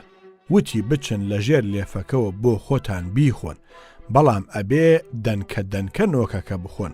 ئەگەر هەر کەس دوو بیخوا، گێزەرەکەی لێ ئەستێنمەوە و ئەی بڕما قنگی. مناڵان چوونە ژێر لێفەوە خەریک بوون بە نۆکی برژاو خواردنەوە. کابراش بە دڵنیایی لەگەڵ ژنەکەیە دەستی کرد بە ئیشی خێرکردن. لە پاش ماوەیەک یەکێ لە مناڵەکان کە نۆکەکەی تەواو بوو سەری لەژێر لێفەکە دەرهێنا سەیری کرد ئەوە باوکی سواری دایکی بووە. قیژانی وتی مناڵەکان تەماشاکەن وا دیارە دایکم نۆکەکەی دوودوو خواردووە ئەوە تا باوکم گێزەرەکەی تێ ئەبڕێ. لە سەردەمی تورکەکانە کابرایەکی سمێڵ بابڕی کوردی خەڵکی ئەو سەرە بۆ کاسپی ئەچێ بۆ ئەستەمبول. بەڵام کابرایەکی کەڵەمێردی جوان چاک لە دەمەدەمی گەڕانەوەیە بۆ وڵات ڕۆژێک بەناو کۆڵانێکە تێ ئەپەڕێ. ژنە دەوڵەمەندێکی وەجاخکوێر لە سەربانەوە چاوی پێ ئەکەوێ و ئەزانێ کابرایەکی غەریبە. لە دڵی خۆیان ئەڵێ ئەگەر لەگەڵ ئەم کابرایەدا ڕێکەوم بێگومان مناڵێکم ئەبێ و بە تەواوی بنج لەسەر ماڵ و مڵکی مێردەکەمدا ئەکوتم. کارەکەرێک ئەنێرێ بە شوێن پیاوەکەدا و بانگی ئەکا و پێ ئەڵێ من حەزەکەم جارێ لەگەڵ تۆدا دروست ببم بەڵکو مناڵێکم ببێ. کابرای کوردەی ساڵەها دوورکەوتووی لە ماڵ و مناڵ وەکو بارە شاری هات بێتەوە وا ئەزانێ و بە تایبەتی ژنەکە هەندێ پارەشی ئەداتێ. لە وەختی ئیشا کابرا ئەڵێ خانم ئارەزووی خۆتە، ئەگەر نیوەی بەرم کوڕەکەت ئەبێ بە یوزباشی، ئەگەر هەمووی بەرم ئەبێ بە بنباشی، ئیتر تۆ کامت ئەوێ ئارەزووی خۆتە. ژنە ئەڵێ دیارە حەزەکەم ببێ بە بنباشی. کابرا دەست ئەکا بە ئیش لەو وەختەدا ژنە بیللامانێ بایەکی بەدەنگی لێبەر ئەبێتەوە. کابرا ئەڵێ ئای داخی گرانم خانم کوڕەکەت بە هیچ گویەک نابێ تەنها ئەوە نەبێ کە ئەبێ بە بۆڕیەژەنی قشڵا. دزێک لە تاریکە شەوێکە چووە ماڵێک بۆ دزی هەرچەندە گەڕا هیچی دەست نەکەوت. لەبەر زۆرگەڕان تینویشی بوو گۆزەڵە شڕێک دانرابوو چووە سەر گۆزەڵەکە سەیری کرد ئەویش کونە و تنۆکی ئاوی تێدا نییە. بە نیسک و ناهومێدی گەڕایەوە دواوە. لە گەڕانەوەدا گوێی لە دەنگێک بوو ڕاوەستا و گوێی ڕاگرت سەیری کرد ئەمە ژن و مێردەکە ئیشی شەرعیان کردووە و قسەکەن. پیاوەکە بە ژنەکە ئەڵێ ئەوێ مندام بە تۆ 1000 لیرە دێنێ. ژنەش بە پیاوەکە ئەڵێ ئەوەی مندام بە تۆ 2000 لیرە دێنێ. لەم کاتەدا دزەکە تووڕە بوو وتی سەگ بابینە ئێوە شەوێ 3000 لیرە مامەڵە ئەکەن کەچی تۆزیە گۆزەڵە شڕەتان پینە ناکەن ئەگەر موسڵمانێک هات تۆزیە ئاوی لێ بخواتەوە. لە تاران دکتۆرێک شوێنی تایبەتی کردبووەوە بۆ هاتوچۆی نەخۆشەکان. ئەم خانووەی 2 دەرگای هەبوو، یەکێ لە پێشەوە یەکێ لە پاشەوە. دەرگای دواوەیان تێکدا بوو خەریک بوون چاکیان ئەکردەوە. کرێکار ئیشی تێدا ئەکرد و ڕێگاکەی وای لێ هاتەبوو بە کەڵکی هاتوچۆی نەخۆش نەئەهات. بە شاگردەکەی خۆی ئەڵێ لەسەر قاقەزێک بنووسێ لەبەر ئەوە دەرگای دواوە وێرانە لە دەرگای پێشەوە تەشریفتان بێ. ئەم پارچەیە بدا بە قەد دیواری خانووەکەوە بۆ ئەوەی ئیتر لەو دەرگای پاشەوە هاتوچۆ نەکرێ تا چاک ئەکرێتەوە. شاگردەکە سریش ئەدا لە پشتی پارچە قاقەزەکە و ئێوێ بینوسێنێ بە دیوارەکەوە. لەو کاتەدا دکتۆر بانگیەکە ئەمیش پارچە قاقەزەکە بە بەرەواژەیی لەسەر کورسیەکدا ئەنێ و ئەچێ بەدەم دکتۆرەوە. کوت و پڕ لەو دەمەدا ئافرەتێکی نیوە نەخۆش دێت بۆ لای دکتۆر و لەسەر ئەو کورسیەدا ئەنیشێ کە قاقەزە تەڕەکەی پێوە بوو. قاقەز ڕاست ئەنووسێ بە شوێنی دانیشتنی ئافرەتەکەوە. ئافرەت بەناو شەقام و کۆڵانە وەکو کۆتر ئەڕوا بە ڕێگەدا هەموو ڕێبوارێک کە لە پشتیەوە تێئەپەڕن سەیرەکەن ئاگداریەک بە دەرقنگی خانمەکەوەیە نووسراوە لەبەر ئەوە دەرگای دواوە وێرانە لە پێشەوە تەشریفتان بێ. لە جەنگی یەکەمە ئەوە بوو لەشکری هەموو وڵاتێک چوو بۆ وڵاتێکی ترەوە. ئەڵمانەکانیش چوو بوونە فەڕەنسەوە. سەربازی دۆنەدیوی ئەڵمان خانمە جوانەکانی فەڕەنسا ئەبینن هۆشیان لا نامێنێ و پەلامار ئەدەن. پیرەژنێکی فەڕەنسی سەیرەکە کەس بەلای ئەوەوە ناچێ. لەمە زۆر تووڕە ئەبێ ئەڵێ ئای خوا بۆ هەموو کەس جەنگە کەچی بۆ من ئاشتی. سەربازێکی ئەڵمانی گوێی لێ ئەبێ لایوا ئەبێ ئەمە جنێوی ئەداتێ ئەچێت بە شەپەزلە بەر ئەبێتە وێزەی پیرەژنی ئارامەنە ئەوەندەی لێ ئەدا ئەمرێ.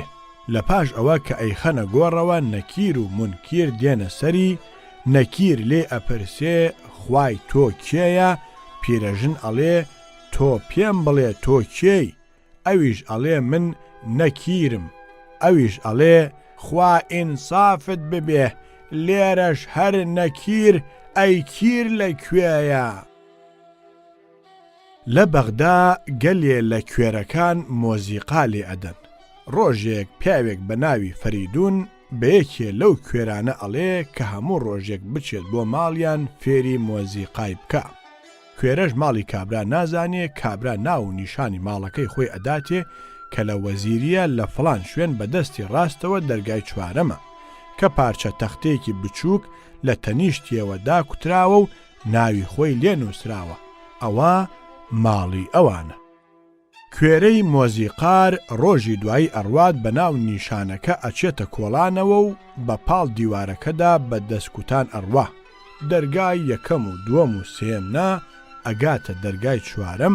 لەو کاتەدا بەڕێکەوت حەزرەتی لە شۆرجە برنج و ڕۆنی بە حەماڵێکە ناردبوو بۆ ئەو ماڵە. حەماڵ کە لە تەنیش دەرگاکەوە ڕاوەستا بوو چاوەڕێی پسوولەی گەیشتنی برنج و ڕۆنەکەی ئەکرد لە فەریدونی خۆمە. حەماڵە ڕەسمیەکانی بەغدا هەریەکە باجێکیان پێ و ئەم باجەیان لە قورقوشم و یا لە شتێکی ترە و بە سەرسنگیانەوە هەڵی ئەواسن. جا کوێرەی مۆزیقار لەو کاتەدا بە دەستکوتان هەر ئەڕوا و ئەڕوا لە پێشا دەستی ئەکەوێتە سەر پارچە باجی حەماڵەکە وا ئەزانێ ئەمە دەرگاکەیە و ئەمەش پارچەی تەنیش دەرگاکەیە کە فەریدون پێی وتووە. ئەمجا دەست بەسەر سنگی حەماڵی ئەو بە دەرگازانی وەدا دێنێتە خوارەوە و دەعبای حەماڵ دێت بە دەستیەوە. ئەو وا ئەزانی ئەوە ئەڵقەڕێزی دەرگاکەیە دەست ئەکا بە کوتانی. حەماڵ ئەکەوێتە گرمەگرم و بۆڵە بۆڵ. مۆزیقار وا ئەزانێ ئەمە عودەکەی شانێتی وا دەنگی لێوە دێ. دەست لە کێری حەماڵەکە بەرەڵا ئەکا و بە پەلە دەست ئەبا بۆ عودەکەی و ئەڵێ ساگبا بخێوکە، من دەرگاکەم کوتاه، ئیتر تۆ ئەم ئاوازە خوێندنەت لە چی؟ بەم جۆرە فەریدون مامۆستای بۆ خۆی ڕاگیر کرد کە فێری عود لێدان بێ. تازە ئۆتۆمبیلە پاسەکان کەوتبوونە ناو شاری سولەیمانی بۆ هاتوچۆکردنی خەڵک بە ناو شارە. کابرایەکی مڕانەیی لەگەڵ ژنەکەیە هاتبوونە سولەیمانی و سواری پاس بوو بوون. وا ڕێکەوتبوو ژنەکە لە پێشەوە دانیشتبوو مێردەکەی لە بەشی دواوە. کابرای مێرد پارەی هەردووکیانی دابوو، پاسەکەش پڕ بوو لە خەڵک. لەو ناوەدا کابرا هەستا و بەدەنگی بەرزبانگی کرد لە ژنەکەی وتی ئایشێ ئایشێ، من لە دواوە داومە، ئیتر تۆ لە پێشەوە مەیدا. تازە شەڕی یەکەم بڕابووەوە. کابرایەکی ئینگلیزی لە ئینگلتەرا قسەی بۆ دۆستێکی ئەکرد، وتی کوردەکان هەتا بڵێ پیاوی چاکن و خزمەتی میوان زۆرەکەن، هەرکە میوانێک ئەچێتە ناویان ئەیبەنە ماڵەوە پەزێرایی لێ ئەکەن، ئەیبەن بۆ گەڕان، ئەیبەن بۆ ناو باخ، شتی خۆشی ئەدەنێ، سەر و ڕوومەتی ماچ ئەکەن، بە شەو لە تەنیشت خۆیانەوە ئەینوێنن، لە حەماما دەست بە هەموو لایەکیا دێن و ئەیشۆن، بە کورتی بە هەموو جۆر خزمەتی ئەکەن. کابرای دۆستی وتی جا تۆ کەی چوویت بۆ کوردەواری تا ئەم هەموو نەوازشە ببینی؟ ئەوی تر وتی من خۆم نەچووم، ئیمساڵ ژنەکەم چوو بوو هاتەوە گێڕایەوە. سێ کابرایسیان ئەچنە هەولێر مەنارەی شێخی چۆلی ئەبینن، بەلایەنەوە زۆر سیر ئەبێ و هەر سەیری ئەکەن. یەکێکیان ئەڵێ ئەمە چییە؟ ئەمە بە حەقری من قاربی ئەرزە. یەکێکی تریان ئەڵێ وانییە، ئەمە بیرەکەی قوچە بڵباسە، هێناویانە لێرە هەڵیان گێڕاوە تۆ لۆ ئەوەی ئاوەکەی وشک ببێ دیسانەوە سواغی بدەنەوە. سێەمیان ئەڵێ ئەوە ئێوە چ دەرێن؟ ئەمە کێری ئەرزە و ئەچێ بە قوزی خوشکی ئاسمانێدا. کابرایەکی کورد تەلاقی ئەکەوێ و ئەچێتە لای شێخ بابا عەلی تەکیەی لە سولەیمانی ئەڵێ یا شێخ هانام هاوردگەسە دەرگات، تەلاقم خواردگە و منداڵدارم. بابە عەلیش ئەڵێ چیت وتووە؟ ئەویش ئەڵێ قوروان کە من وتم وەژنەکەم تەلاقت کەوتوێ ئەو وتی شیر. بابە عەلی ئەڵێ چۆن شیرێک درێژ بوو یا کورت؟ ئەڵێ قوروان نە درێژ و نە کورت. بابە عەلی ئەڵێ ئەتوانی بیڵێیت؟ ئەویش ئەڵێ قوروان 2-3 شیڕی لەوێدا پێ لێ ئەدا ئەمجا ئەڵێ ئەتوانی ژنەکەشت بێنی. کابراش ئەڵێ قوروان خاس ئەتوانم. ئەو ئەچێ بە شوێن ژنەکەیە. لەم لاوە شێخ بابە عەلی چەند کەسێک کۆ ئەکاتەوە و چاوەڕێی هاتنەوەی کابرا ئەکەن لەگەڵ ژنەکەیە. ئەمجا دێنەوە بابە عەلی لە ژنەکە ئەپرسێ ئەڵێ چۆن بوو؟ ژنەکەش ئەڵێ قوروان ئەم دەوید باوکە وتی هەر 3 تەلاقت کەوتوویە، منیش وتم شیر. گوت خوارد. بابە عەلی لەوێدا 2-3 شیریش کورت و درێژ بە ژنەکە دائەهێڵێ و ئەمجا پێیان ئەڵێ بچنەوە، مادەم شیڕەکە درێژ نەبووە تەلاقەکە ناکەوێ. ئەوانیش ئەڵێن ئەیوە قوروانە دوین. مەلا ئەوڕەحمان هەبوو لە سولەیمانی. ڕۆژێک هەندێ لە مەلاکانی وەکو شێخ بابە عەلی تەکیەیی و شێخ نووری بابە عەلی و مەلا حوسێنی پیسکەندێ ڕووی لێ ئەنێن کە بانگێشتنێکی نان خواردنیان بکە. ئەویش سەلامەت بێ هیچی لەدەست نەئەبووەوە. تا ماوەی 6 مانگ بەم جۆرە لەگەڵی خەریک ئەبن، لە ئەنجاما بەڵێنیان ئەدا تێک کە بابە ئیمشەو بۆ نان خواردن لە ماڵی ئێمە بن و کێش لەگەڵ خۆتان ئێنن بێنن. ئەمە خەبەرێکی خۆش بوو بۆ ئێوارە مەلاکان هەندێکی تریش لەگەڵ خۆیان ئەبن و ئەچن بۆ ماڵی مەلا ئەوڕەحمان. بە قسەکردن ڕای ئەبوێرن و خۆیان ئەخلافێنن سەیرەکەن، هیچ دەنگ و باسی نانهێنان نییە. شێخ بابە عەلی خۆی پێ ڕاگیر ناکرێ ئەڵێ مەلا ئەوڕەحمان برسیمانە کوانان. ئەویش ئەڵێ قوربان پەلە مەکە، ئەکەوێتە درەنگ سەیرەکەن نان هەر نییە. ئەمجا هەمویان ئەڵێن مەلا لە برسا مردین کوانان. ئەویش ئەڵێ بێ بەڵا بن، دوان زەمانگەی خوا نان و گۆشتە خۆن، با ئیمشەو هیچ نەخۆن چی ئەبێ؟ بەم جۆرە دەستیان پێوە ئەنێ و هیچیان ناداتێ، بەسکی برسی ئەگەڕێنەوە.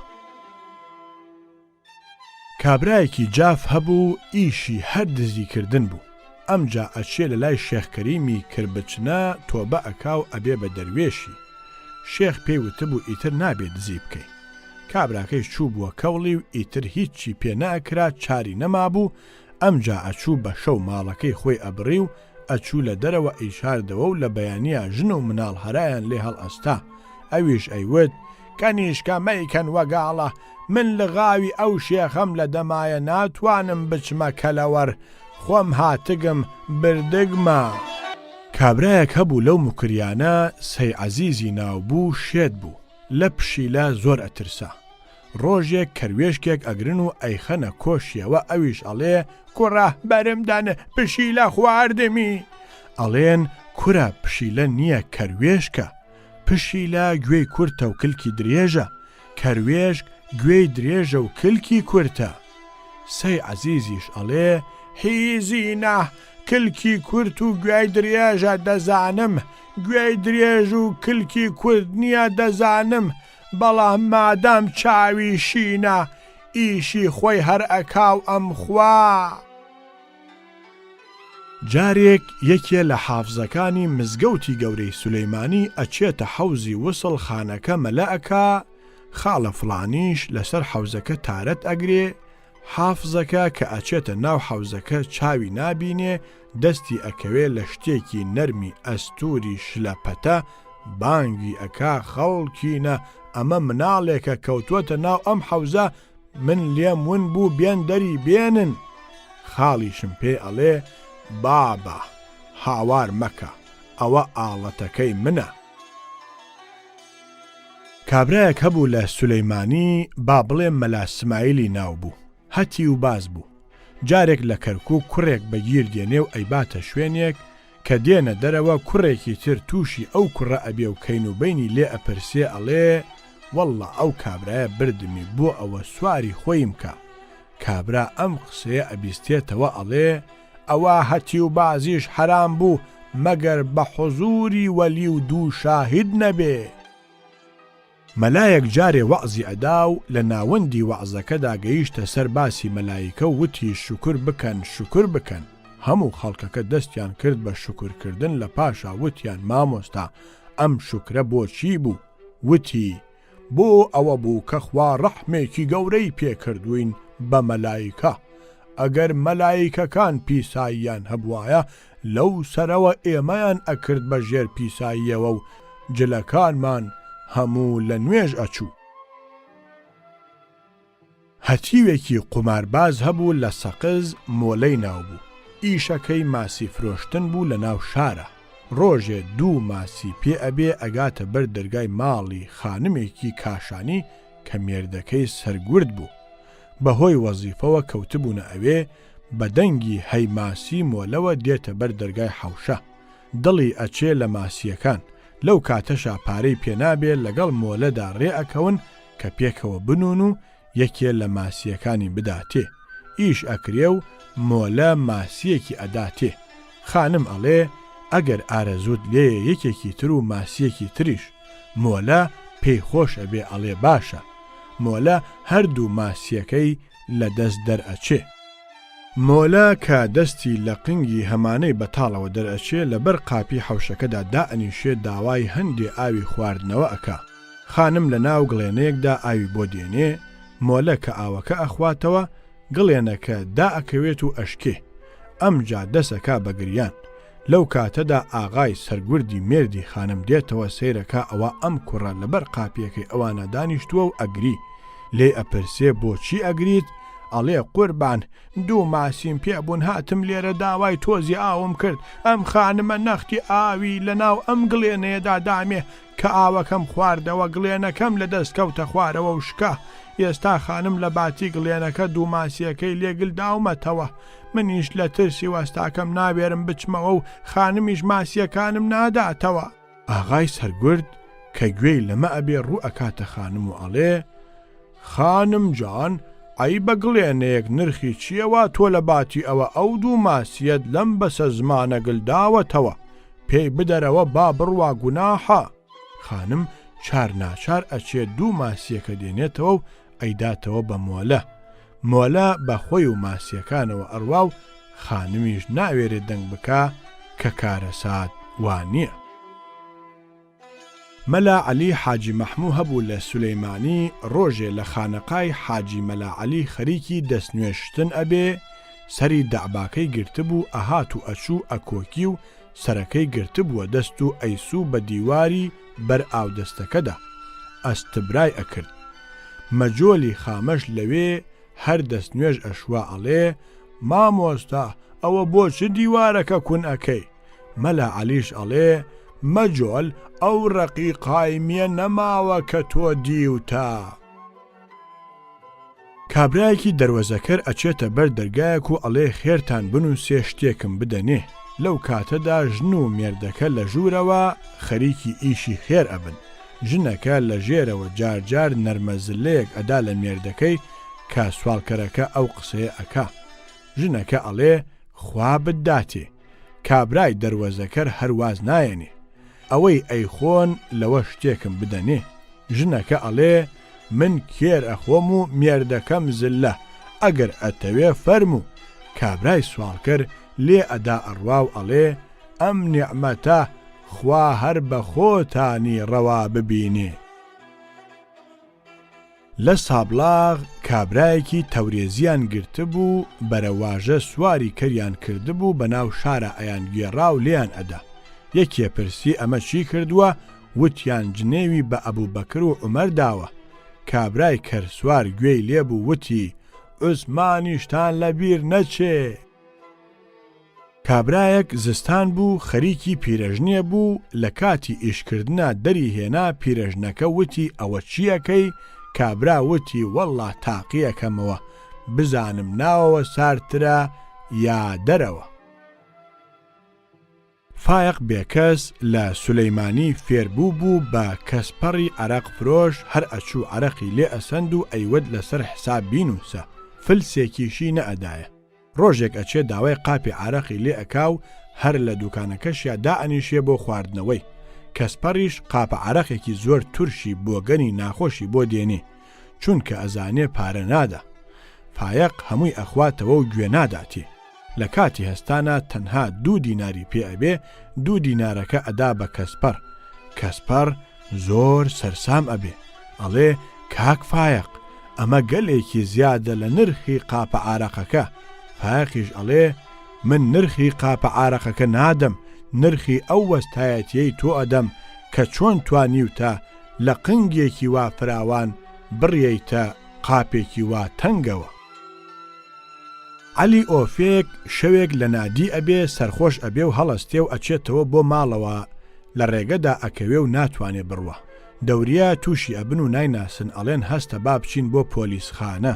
ئەویش ئەڵێ دەجا ئەگەر من بمتوانایە بە ڕێگەدا بڕۆم ئەچوومەوە بۆ ماڵی خۆم. پاشان ئەیناسن و ئەیبەنەوە بۆ ماڵی خۆیان. لەو بەرکێو هەموو ئێوارەیەک مامۆستا وەعزی ئەدا. ئێوارەیەکیان وتی هەر کەس بە شەوی جومعە لەگەڵ خێزانەکەی خۆیان دروست ببێ قەسرێکی لە بەهەشتا بۆ دروست ئەکرێ. ژنێک لە کۆڕی وەعزەکەدا بوو هەستا گەڕایەوە و ئەو ئێوارەیەش جومعە بوو. بە مێردەکەی وت پیاوەکە مامۆستا وای فەرموو ئیم شەو جومعەیە با کۆشکێک لە بەهەشتا دروستکەین. کۆشکێکیان دروست کرد. زۆری پێنەچوو. ژنە وتی پیاوەکە ئەوە بۆ تۆ بوو با کۆشکێکیش بۆ من دروستکەین. کۆشکێکیان بۆ ئەویش دروست کرد. پاش ماوەیەک ژنەکە وتی پیاوەکە ئەگەر میوانێکمان هات لەکوێ داینین با کۆشکێکیش بۆ ئەو دروستکەین. بەڵێ میوانخانەیەکیشیان دروست کرد. پیاوە سەیری کرد ئەگەر بەم جۆرە پێوە بڕۆن ئەوەندەی کۆش ئەبێ لە بەهەشتا سەری لێ دەرناکە. ژنە هات بیەوێ قسە بکە. پیاوە پێش ئەوەی ئەو قسە بکە هاتەوە کار بەڵام کردی بە شوێنێکی ترە. ژنە وتی چیت کرد؟ پیاوە وتی ئافرەت هەر کەس 3 کۆشکی لە بەهەشتا هەبێ ئەبێ خانوەشڕێکیشی لە جەحەنەما هەبێ. تافگەی ئێلاخ. لە قسەی کوردیە ئەڵێ جارێک ڕێویەک لەو بنارەدا تێئەپەڕێ ئێسترێکی تۆڕ تێری خواردبوو ڕاکشا بوو بە تەواوی نووسە بوو. هیچ جوڵەی نەئەکرد. ڕێویەکە بە پشتیا تێپەڕی گوڵمەی قنگی دەرپەڕی بوو. ڕێویەش لای وابوو ئێسترەکە تۆپیوە تەماعی کردە قنگە سوورە دەرپەڕیوەکەی. چەمۆڵەیەکی بۆ درێژ کرد. هەر چەمۆڵەی گەیشتە قنگی ئێستر ڕاچەنی و ڕاپەڕی و ڕاست بووەوە. چەمۆڵەی ڕێوی لە ناو قنگیا گیری خوارد و خۆیشی بە پاشووی ئێسترەوە داڵە ڕۆچکە بوو. ئێستر کەوتە جامبازە بەو دەشتەدا. لە ڕێگەیدا چەقەڵێک چاوی پێیان کەوت وتی ها خێرە مام ڕێوی واخواتت بە پاشکۆی ئەو ئێسترەدا هەڵواسیوە ڕەنگ بێ بە خێر بۆ حەج بچن. ڕێوی وتی بەخوا ئاغا چیت عرز بکەم ژیان و مردنم بەستراوە بە تڕێکی ئەم ئاغامەوە بەخێر ئەگەر ئەم تڕێکی کەند ئەو وەختە فکرێکیش لە حەجەکە ئەکەینەوە. تینوم بوو لەگەڵ مام پێرداوت دانیشت بووین لەبەر ئەوە ڕیشی سپی بوو حەزم نەکرد ڕاستە و ڕاست بڵێم ئاوم بۆ بێنە. وتم بەخوا مام پێرداوت ڕەنگ بێ ئاوەکە سارد بێ. وتی وتم پیاو ئارەزووی خواردنەوە ئەکا.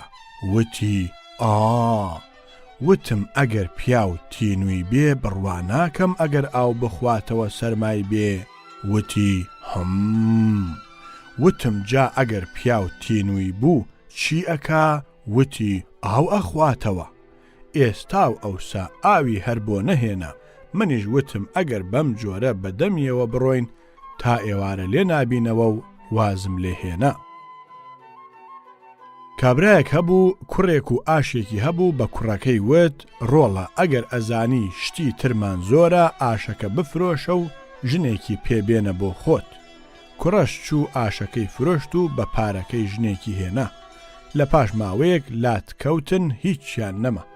وتی تەماشاکە ئەوی ئارد ئەڕێ فرۆشتم بۆ ئەوەی گوو ئەڕێ.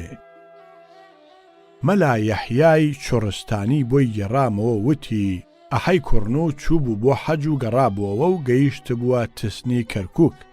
کەشیدەیەکی حاجیانی لەسەر بەستە بوو لەو کاتەدا لە تسن مردوویەکیان لێ مردبوو بردبوویان بۆ سەر قەبران پەکیان کەوتبوو بۆ مەلایەک تەڵقینی بخوێنێ کە حاجی ئەحمەد بەوێدا تێئەپەڕێ بە مەلای ئەزانن بەرۆکی ئەگرن بۆ ئەوە تەڵقینی مردووەکەیان بۆ بخوێنێ ئەویش هیچ خۆی تێک نادا و ئەچێتە سەر گۆڕەکە و بەم جۆرە تەڵقینەکە ئەخوێنێ و ئەڵێ کەرکووکی ئبنە کەرکووکی خواردنت سەڵق و یارکووکی کە نەکیرت دێنە سەر گوێ تەب نەکەی وەکووکەر هەستە بڵێ تلی تلی دەستم لە دەستی شاقوولی کفنم ئەخەمە سەرملی ئەچمە جەحەنەم تا بنی تەڵقینەکەت لەبەر بۆتیە خوێنم ئەڵڵاهو ئەکبەر وتم مەلا ئەمە ئەگەر شعرە زۆر لەنگە وتی ئەحەی کوڕنوو بە شعری ئازادی ئەوروپی ئێستا وتویە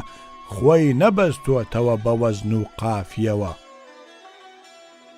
ساڵێک والیەک ئەچێتە دووسخورماتوو لەو ئیشانە کە ئەیکا یەکێکیان ئەوە ئەبێ کە خەڵکەکەی ئەوێ فێری نوێشکردن بکە جار ئەدا هەرکە نوێش بکە هەموو ڕۆژێ مەتالیکێکی ئەداتێ تەقا ئەکەوێتە دووزەوە کەس نامێنێتەوە کە نوێژ نەکە حتا 40 ڕۆژ بەم جۆرە لەگەڵیان ئەڕوا و پاشان پارەکەیان لێ ئەبڕێ سەیرەکە کەس نەچووەوە بۆ نوێژ و هەموو لێی پەشیمان بوونەوە پێیوتن ئەوە بۆ نوێژەکەتان دایە دواوە پێیان وت ئێمە هەر بەقەدەر پارەکە نوێژەکەین پارە بدا تا نوێژ بکەین کابرایەکی شارەزووری بە میوانی ڕێ ئەکەوێتە سولەیمانی و شەوێ ئەچێتە ماڵی دۆستێکی شەوێ چاو ئاوێکی ساردی زۆری لێ ئەخواتەوە لە کاتی نووسنا لە ژوورێکە ئەینوێن و دەرکەی لەسەردا ئەخەن کەسی تریش لە ژوورەکەدا نابێ تەنها مناڵێکی 4-5 ساڵانی خانەخوێکە نەبێ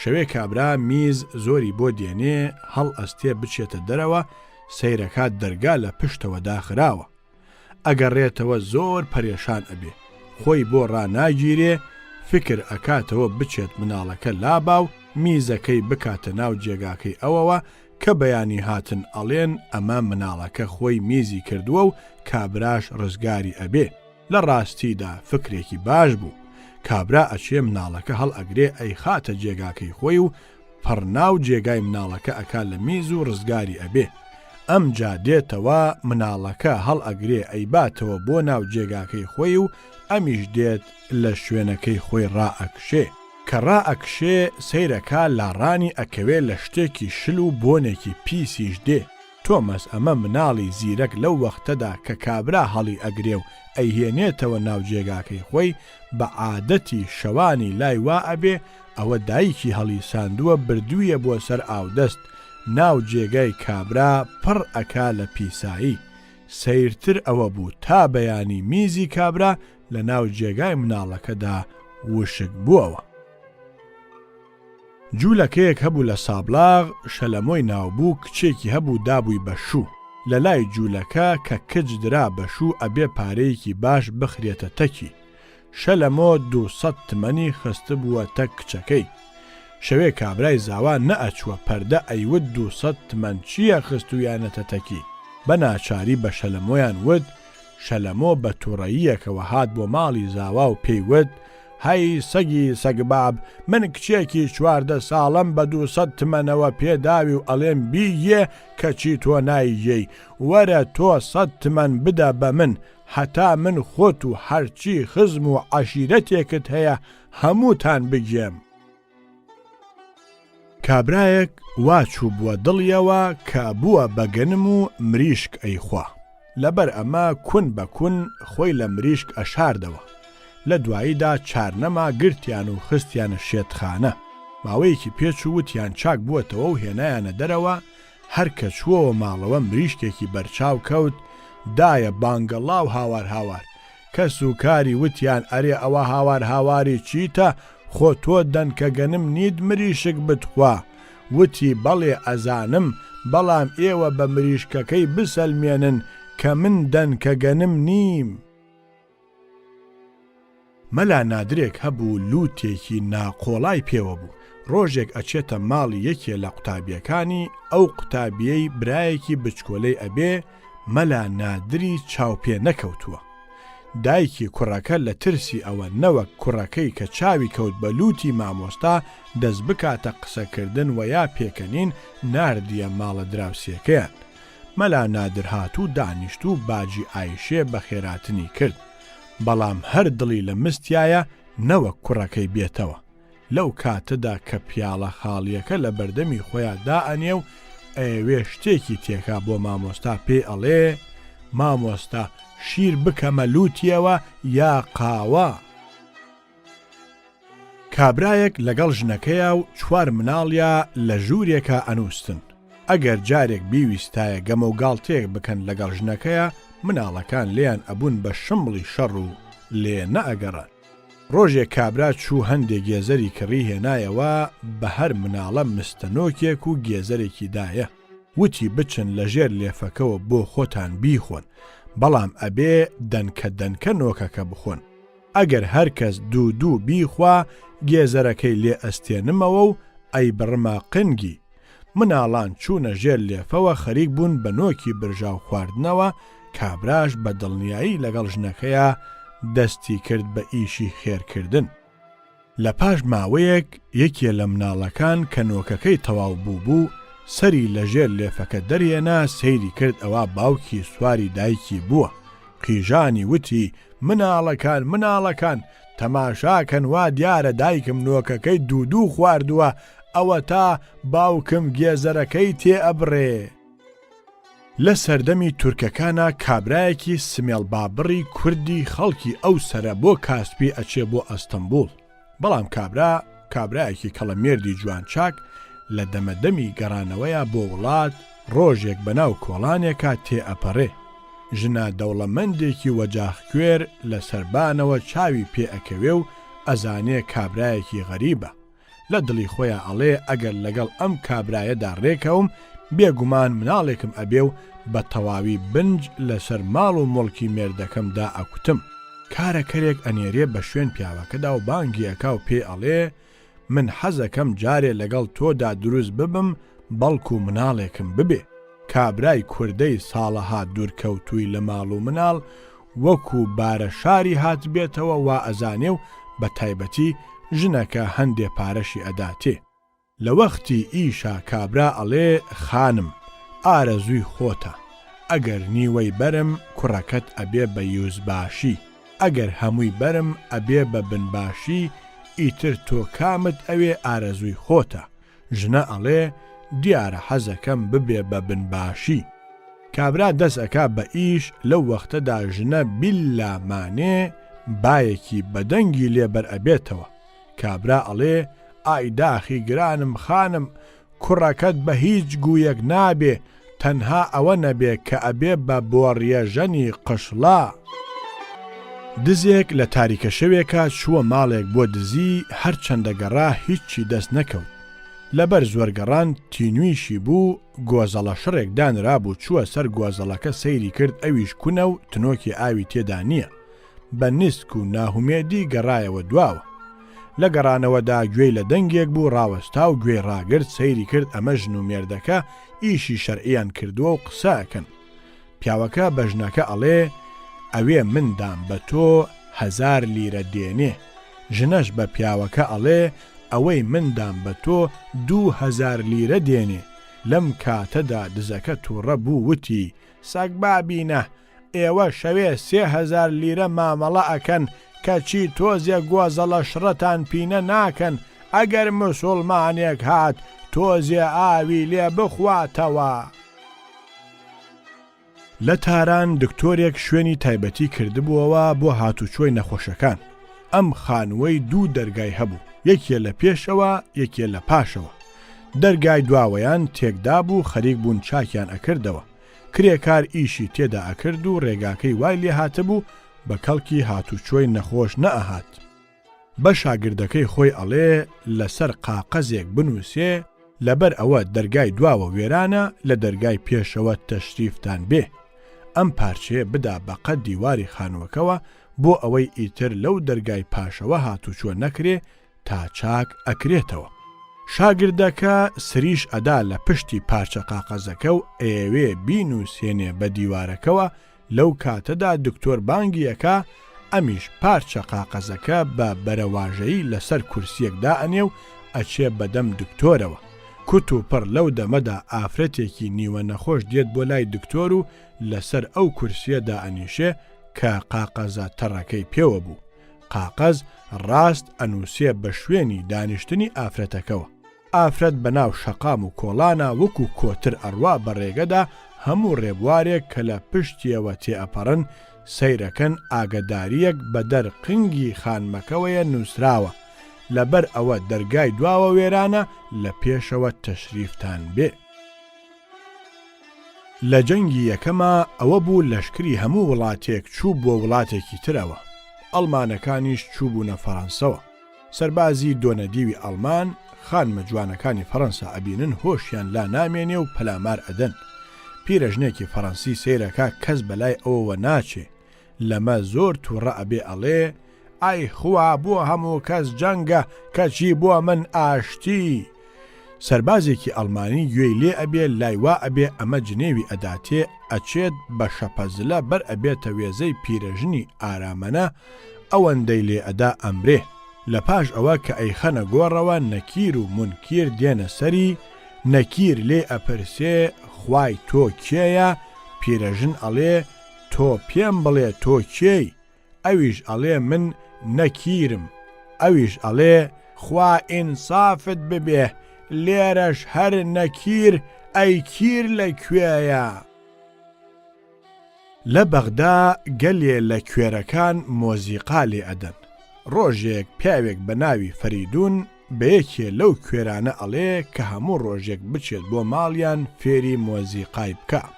کوێرەش ماڵی کابرا نازانێ، کابرا ناو و نیشانی ماڵەکەی خۆی ئەداتێ کە لە وەزیریە لە فڵان شوێن بەدەستی ڕاستەوە دەرگای چوارەمە کە پارچە تەختەیەکی بچووک لە تەنیشتیەوە داکوتراوە و ناوی خۆی لێ نووسراوە. ئەوە ماڵی ئەوانە. کوێرەی مۆزیقار ڕۆژی دوایی ئەڕوات بە ناو نیشانەکە ئەچێتە کۆڵانەوە و بە پاڵ دیوارەکەدا بە دەستکوتان ئەڕوا. دەرگای یەکەم و دووەم و سێم نا ئەگاتە دەرگای چوارەم. لەو کاتەدا بەڕێکەوت حەزرەتی لە شۆرجە برنج و ڕۆنی بە حەماڵێکە ناردبوو بۆ ئەو ماڵە. حەماڵ کە لە تەنیش دەرگاکەوە ڕاوەستا بوو چاوەڕێی پسوولەی گەیشتنی برنج و ڕۆنەکەی ئەکرد لە فەریدونی خۆمە. حەماڵە ڕەسمیەکانی بەغدا هەریەکە باجێکیان پێ و ئەم باجەیان لە قورقوشم و یا لە شتێکی ترە و بە سەرسنگیانەوە هەڵی ئەواسن. جا کوێرەی مۆزیقار لەو کاتەدا بە دەستکوتان هەر ئەڕوا و ئەڕوا لە پێشا دەستی ئەکەوێتە سەر پارچە باجی حەماڵەکە وا ئەزانێ ئەمە دەرگاکەیە و ئەمەش پارچەی تەنیش دەرگاکەیە کە فەریدون پێی وتووە. ئەمجا دەست بەسەر سنگی حەماڵی ئەو بە دەرگازانی وەدا دێنێتە خوارەوە و دەعبای حەماڵ دێت بە دەستیەوە. ئەو وا ئەزانی ئەوە ئەڵقەڕێزی دەرگاکەیە دەست ئەکا بە کوتانی. حەماڵ ئەکەوێتە گرمەگرم و بۆڵە بۆڵ. مۆزیقار وا ئەزانێ ئەمە عودەکەی شانێتی وا دەنگی لێوە دێ. دەست لە کێری حەماڵەکە بەرەڵا ئەکا و بە پەلە دەست ئەبا بۆ عودەکەی و ئەڵێ ساگبا بخێوکە من دەرگاکەم کوتاه ئیتر تۆ ئەم ئاوازە خوێندنت لە چی؟ بەم جۆرە فەریدون مامۆستای بۆ خۆی ڕاگیر کرد کە فێری عود لێدان بێ. تازە ئۆتۆمبیلە پاسەکان کەوتبوونە ناو شاری سولەیمانی بۆ هاتوچۆکردنی خەڵک بە ناو شارە. کابرایەکی مڕانەیی لەگەڵ ژنەکەیە هاتبوونە سولەیمانی و سواری پاس بوو بوون. وا ڕێکەوتبوو ژنەکە لە پێشەوە دانیشتبوو مێردەکەی لە بەشی دواوە. کابرای مێرد پارەی هەردووکیانی دابوو، پاسەکەش پڕ بوو لە خەڵک. لەو ناوەدا کابرا هەستا و بەدەنگی بەرزبانگی کرد لە ژنەکەی وتی ئایشێ ئایشێ من لە دواوە داومە ئیتر تۆ لە پێشەوە مەیدا.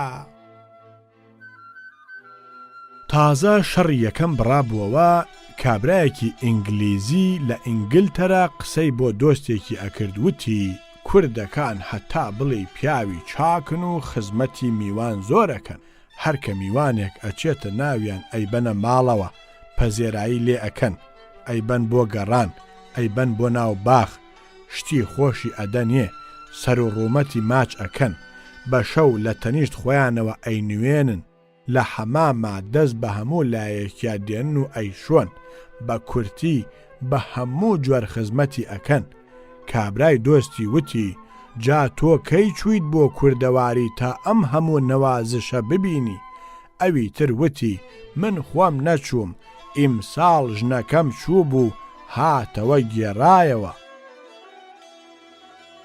سێ کابرای سیان ئەچنە هەولێر مەنارەی شێخی چۆلی ئەبینن بەلایەنەوە زۆر سەیر ئەبێ و هەر سەیری ئەکەن یەکێکیان ئەڵێ ئەمە چییە ئەمە بە حەقری من قاربی ئەرزە یەکێکی تریان ئەڵێ وانییە ئەمە بیرەکەی قوچە بڵباسە هێناویانە لێرە هەڵیان گێڕاوە تۆ لۆ ئەوەی ئاوەکەی وشک ببێ دیسانەوە سواغی بدەنەوە سێمیان ئەڵێ ئەوە ئێوە چ دەرێن ئەمە کێری ئەرزە و ئەچێ بە قوزی خوشکی ئاسمانێدا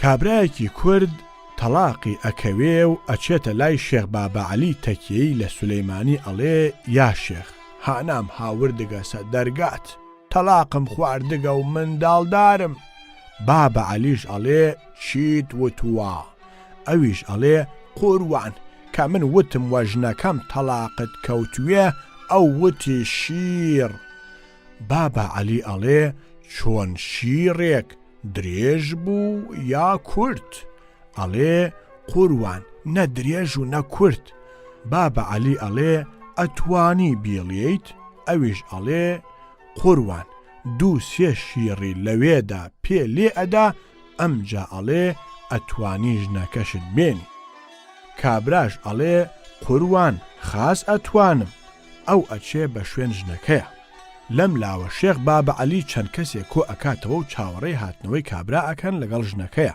ئەمجا دێنەوە بابەعەلی لە ژنەکە ئەپرسێ ئەڵێ چۆن بوو ژنەکەش ئەڵێ قوروان ئەم دەوید باوکە وتی هەر سێ تەلاقت کەوتوویە منیش وتم شیر گوت خوارد بابەعەلی لەوێدا دوو سێ شیریش کورت و درێژ بە ژنەکەدا ئەهێڵێ و ئەمجا پێیان ئەڵێ بچنەوە مادەم شیڕەکە درێژ نەبووە تەلاقەکە ناکەوێ ئەوانیش ئەڵێن ئەیوە قوروانە دوین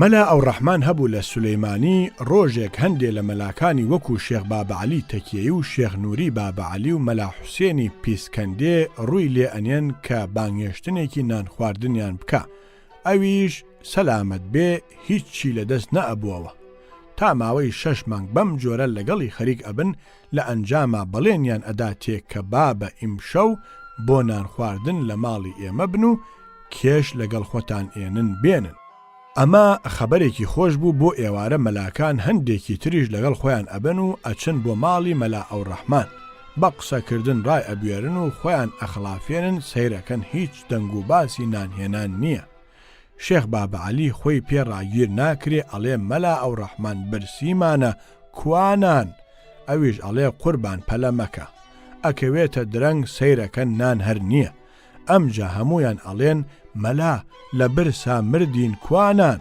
ئەویش ئەڵێ بێ بەڵا بن دوان زەمانگەی خوا نان و گۆشتە خۆن با ئیمشەو هیچ نەخۆن چی ئەبێ بەم جۆرە دەستیان پێوە ئەنێ و هیچیان ناداتێ بەسکی برسی ئەگەڕێنەوە کابرایەکی جاف هەبوو ئیشی هەر دزیکردن بوو ئەمجا ئەچێ لە لای شێخ کەریمی کربچنە تۆبە ئەکا و ئەبێ بە دەروێشی شێخ پێی وتبوو ئیتر نابێت دزی بکەی کابراکەی چوو بووە کەوڵی و ئیتر هیچی پێ ناکرا چاری نەمابوو ئەمجا ئەچوو بە شەو ماڵەکەی خۆی ئەبڕی و ئەچوو لە دەرەوە ئیشاردەوە و لە بەیانیە ژن و مناڵ هەرایان لێ هەڵ ئەستا ئەویش ئەیوت کەنیشکە مەیکەن وەگاڵە من لغاوی ئەو شێخەم لە دەمایە ناتوانم بچمە کەلەوەر خۆم هاتگم بردگمە کابرایەک هەبوو لەو مکریانە سەی عەزیزی ناوبوو شێت بوو لە پشیلە زۆر ئەترسا ڕۆژێک کەروێشکێک ئەگرن و ئەیخەنە کۆشیەوە ئەویش ئەڵێ کوڕە بەرمدانە پشیلە خواردمی ئەڵێن کورە پشیلە نییە کەروێشکە، پشیلە گوێی کورتە و کلکی درێژە، کەروێشک گوێی درێژە و کلکی کورتە. سەی عەزیزیش ئەڵێ هیزینە کلکی کورت و گوێی درێژە دەزانم، گوێی درێژ و کلکی کورت نییە دەزانم، بەڵام مادام چاوی شینە ئیشی خۆی هەر ئەکاو ئەم خوا.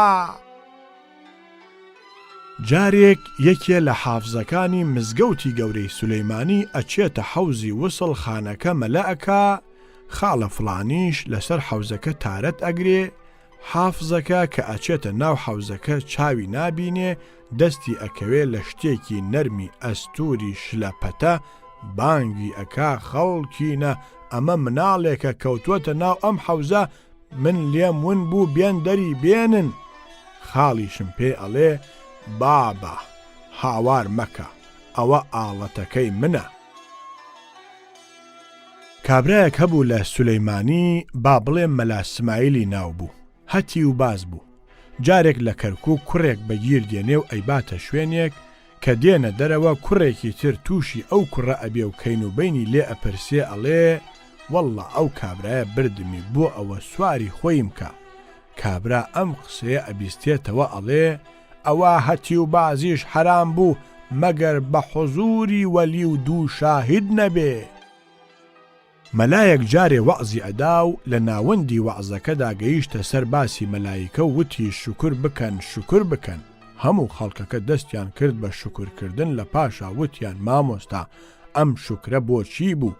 وتی بۆ ئەوە بوو کە خوا ڕەحمێکی گەورەی پێکردوین بە مەلایکە، ئەگەر مەلایکەکان پیساییان هەبوایە لەو سەرەوە ئێمەیان ئەکرد بە ژێر پیساییەوە و جلەکانمان هەموو لە نوێژ ئەچوو. هەتیوێکی قومارباز هەبوو لە سەقز مۆلەی ناوبوو، ئیشەکەی ماسی فرۆشتن بوو لە ناو شارە. ڕۆژێ دوو ماسی پێ ئەبێ ئەگاتە بەر دەرگای ماڵی خانمێکی کاشانی کە مێردەکەی سەرگورد بوو. بەهۆی وەزیفەوە کەوتبوونە ئەوێ بە دەنگی هەیماسی مۆلەوە دێتە بەر دەرگای حەوشە، دڵی ئەچێ لە ماسیەکان، لەو کاتەشا پارەی پێنابێ لەگەڵ مۆلەدا ڕێ ئەکەون کە پێکەوە بنون و یەکێ لە ماسیەکانی بداتێ، ئیش ئەکرێ و مۆلە ماسیەکی ئەداتێ. خانم ئەڵێ ئەگەر ئارەزوت لێیە یەکێکی تر و ماسیەکی تریش. مۆلە پێی خۆش ئەبێ ئەڵێ باشە. مۆلە هەردوو ماسیەکەی لە دەست دەرئەچێ. مۆلە کە دەستی لە قنگی هەمانەی بەتاڵەوە دەرئەچێ لەبەر قاپی حەوشەکەدا دائەنیشێ داوای هەندێ ئاوی خواردنەوە ئەکا. خانم لە ناو گڵێنەیەکدا ئاوی بۆ دێنێ، مۆلە کە ئاوەکە ئەخواتەوە گڵێنەکە دائەکەوێت و ئەشکێ. ئەمجا دەسەکا بەگریان. لەو کاتەدا ئاغای سەرگوردی مێردی خانم دێتەوە سەیرەکە ئەوە ئەم کوڕە لەبەر قاپیەکەی ئەوانە دانیشتووە و ئەگری. لێ ئەپرسێ بۆچی ئەگریت؟ ئەڵێ قوربان دوو ماسیم پێبوون هاتم لێرە داوای تۆزی ئاوم کرد، ئەم خانمە نەختی ئاوی لە ناو ئەم گڵێنەیەدا دامێ کە ئاوەکەم خواردەوە گڵێنەکەم لە دەست کەوتە خوارەوە و شکا. ئێستا خانم لە باتی گڵێنەکە دوو ماسیەکەی لێگل داومەتەوە. منیش لە ترسی وەستاکەم نابێرم بچمەوە و خانمیش ماسیەکانم ناداتەوە. ئاغای سەرگورد کە گوێی لەمە ئەبێ ڕوو ئەکاتە خانم و ئەڵێ خانم جان ئەی بە گڵێنەیەک نرخی چیەوە تۆ لە باتی ئەوە ئەو دوو ماسیەت لەم بەسە زمانە گلداوەتەوە، پێی بدەرەوە با بڕوا گوناحە. خانم چار ناچار ئەچێت دوو ماسیەکە دێنێتەوە و ئەیداتەوە بە مۆلە. مۆلە بە خۆی و ماسیەکانەوە ئەڕوا و خانمیش ناوێرێت دەنگ بکە کە کارەسات وانییە. مەلا عەلی حاجی مەحموو هەبوو لە سولەیمانی. ڕۆژێ لە خانەقای حاجی مەلا عەلی خەریکی دەستنوێشتن ئەبێ، سەری دەعباکەی گرتبوو ئەهات و ئەچوو ئەکۆکی و سەرەکەی گرتبووە دەست و ئەیسوو بە دیواری بەر ئاودەستەکەدا ئەستبرای ئەکرد. مەجۆلی خامەش لەوێ هەر دەستنوێژ ئەشوا ئەڵێ مامۆستا ئەوە بۆ چ دیوارەکە کون ئەکەی؟ مەلا عەلیش ئەڵێ مەجۆل ئەو ڕەقیقایمیە نەماوە کە تۆ دیوتە.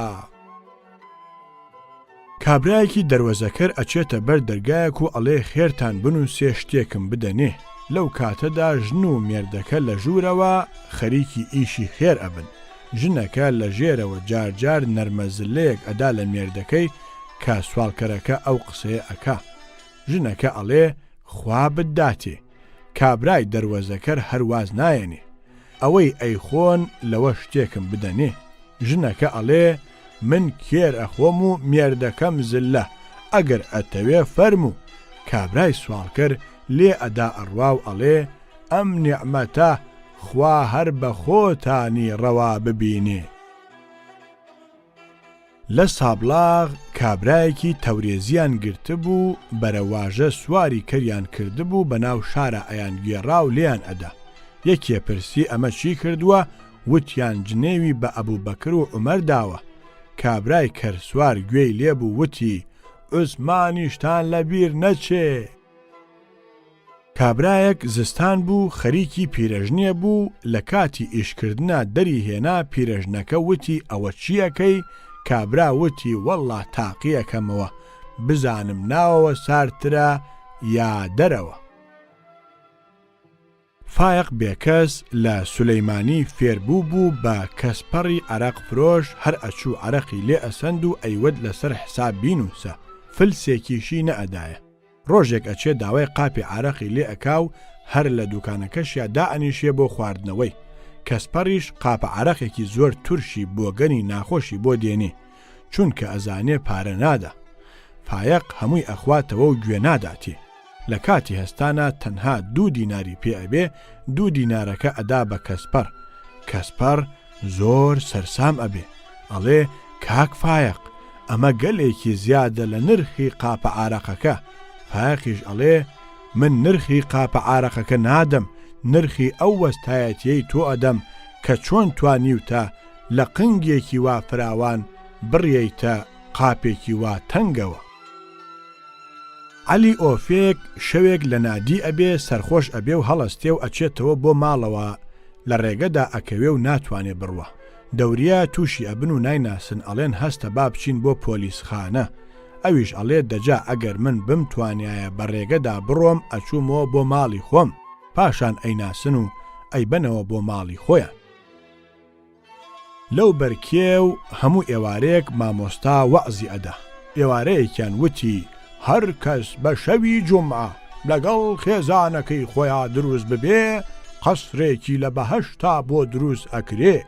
ژنێک لە کۆڕی وەعزەکەدا بوو، هەستا گەڕایەوە و ئەو ئێوارەیەش جومعە بوو. بە مێردەکەی وت پیاوەکە مامۆستا وای فەرموو ئیم شەو جومعەیە با کۆشکێک لە بەهەشتا دروستکەین. کۆشکێکیان دروست کرد، زۆری پێنەچوو. ژنە وتی پیاوەکە ئەوە بۆ تۆ بوو، با کۆشکێکیش بۆ من دروستکەین. کۆشکێکیان بۆ ئەویش دروست کرد. پاش ماوەیەک ژنەکە وتی پیاوەکە ئەگەر میوانێکمان هات لەکوێ داینین، با کۆشکێکیش بۆ ئەو دروستکەین. بەڵێ میوانخانەیەکیشیان دروست کرد. پیاوە سەیری کرد ئەگەر بەم جۆرە پێوە بڕۆن ئەوەندەی کۆشک ئەبێ لە بەهەشتا سەری لێ دەرناکە. ژنە هات بیەوێ قسە بکە، پیاوە پێش ئەوەی ئەو قسە بکە هاتەوە کار، بەڵام کردی بە شوێنێکی ترە. ژنە وتی چیت کرد؟ پیاوە وتی ئافرەت هەر کەس 3 کۆشکی لە بەهەشتا هەبێ ئەبێ خانوە شڕێکیشی لە جەحەنەما هەبێ.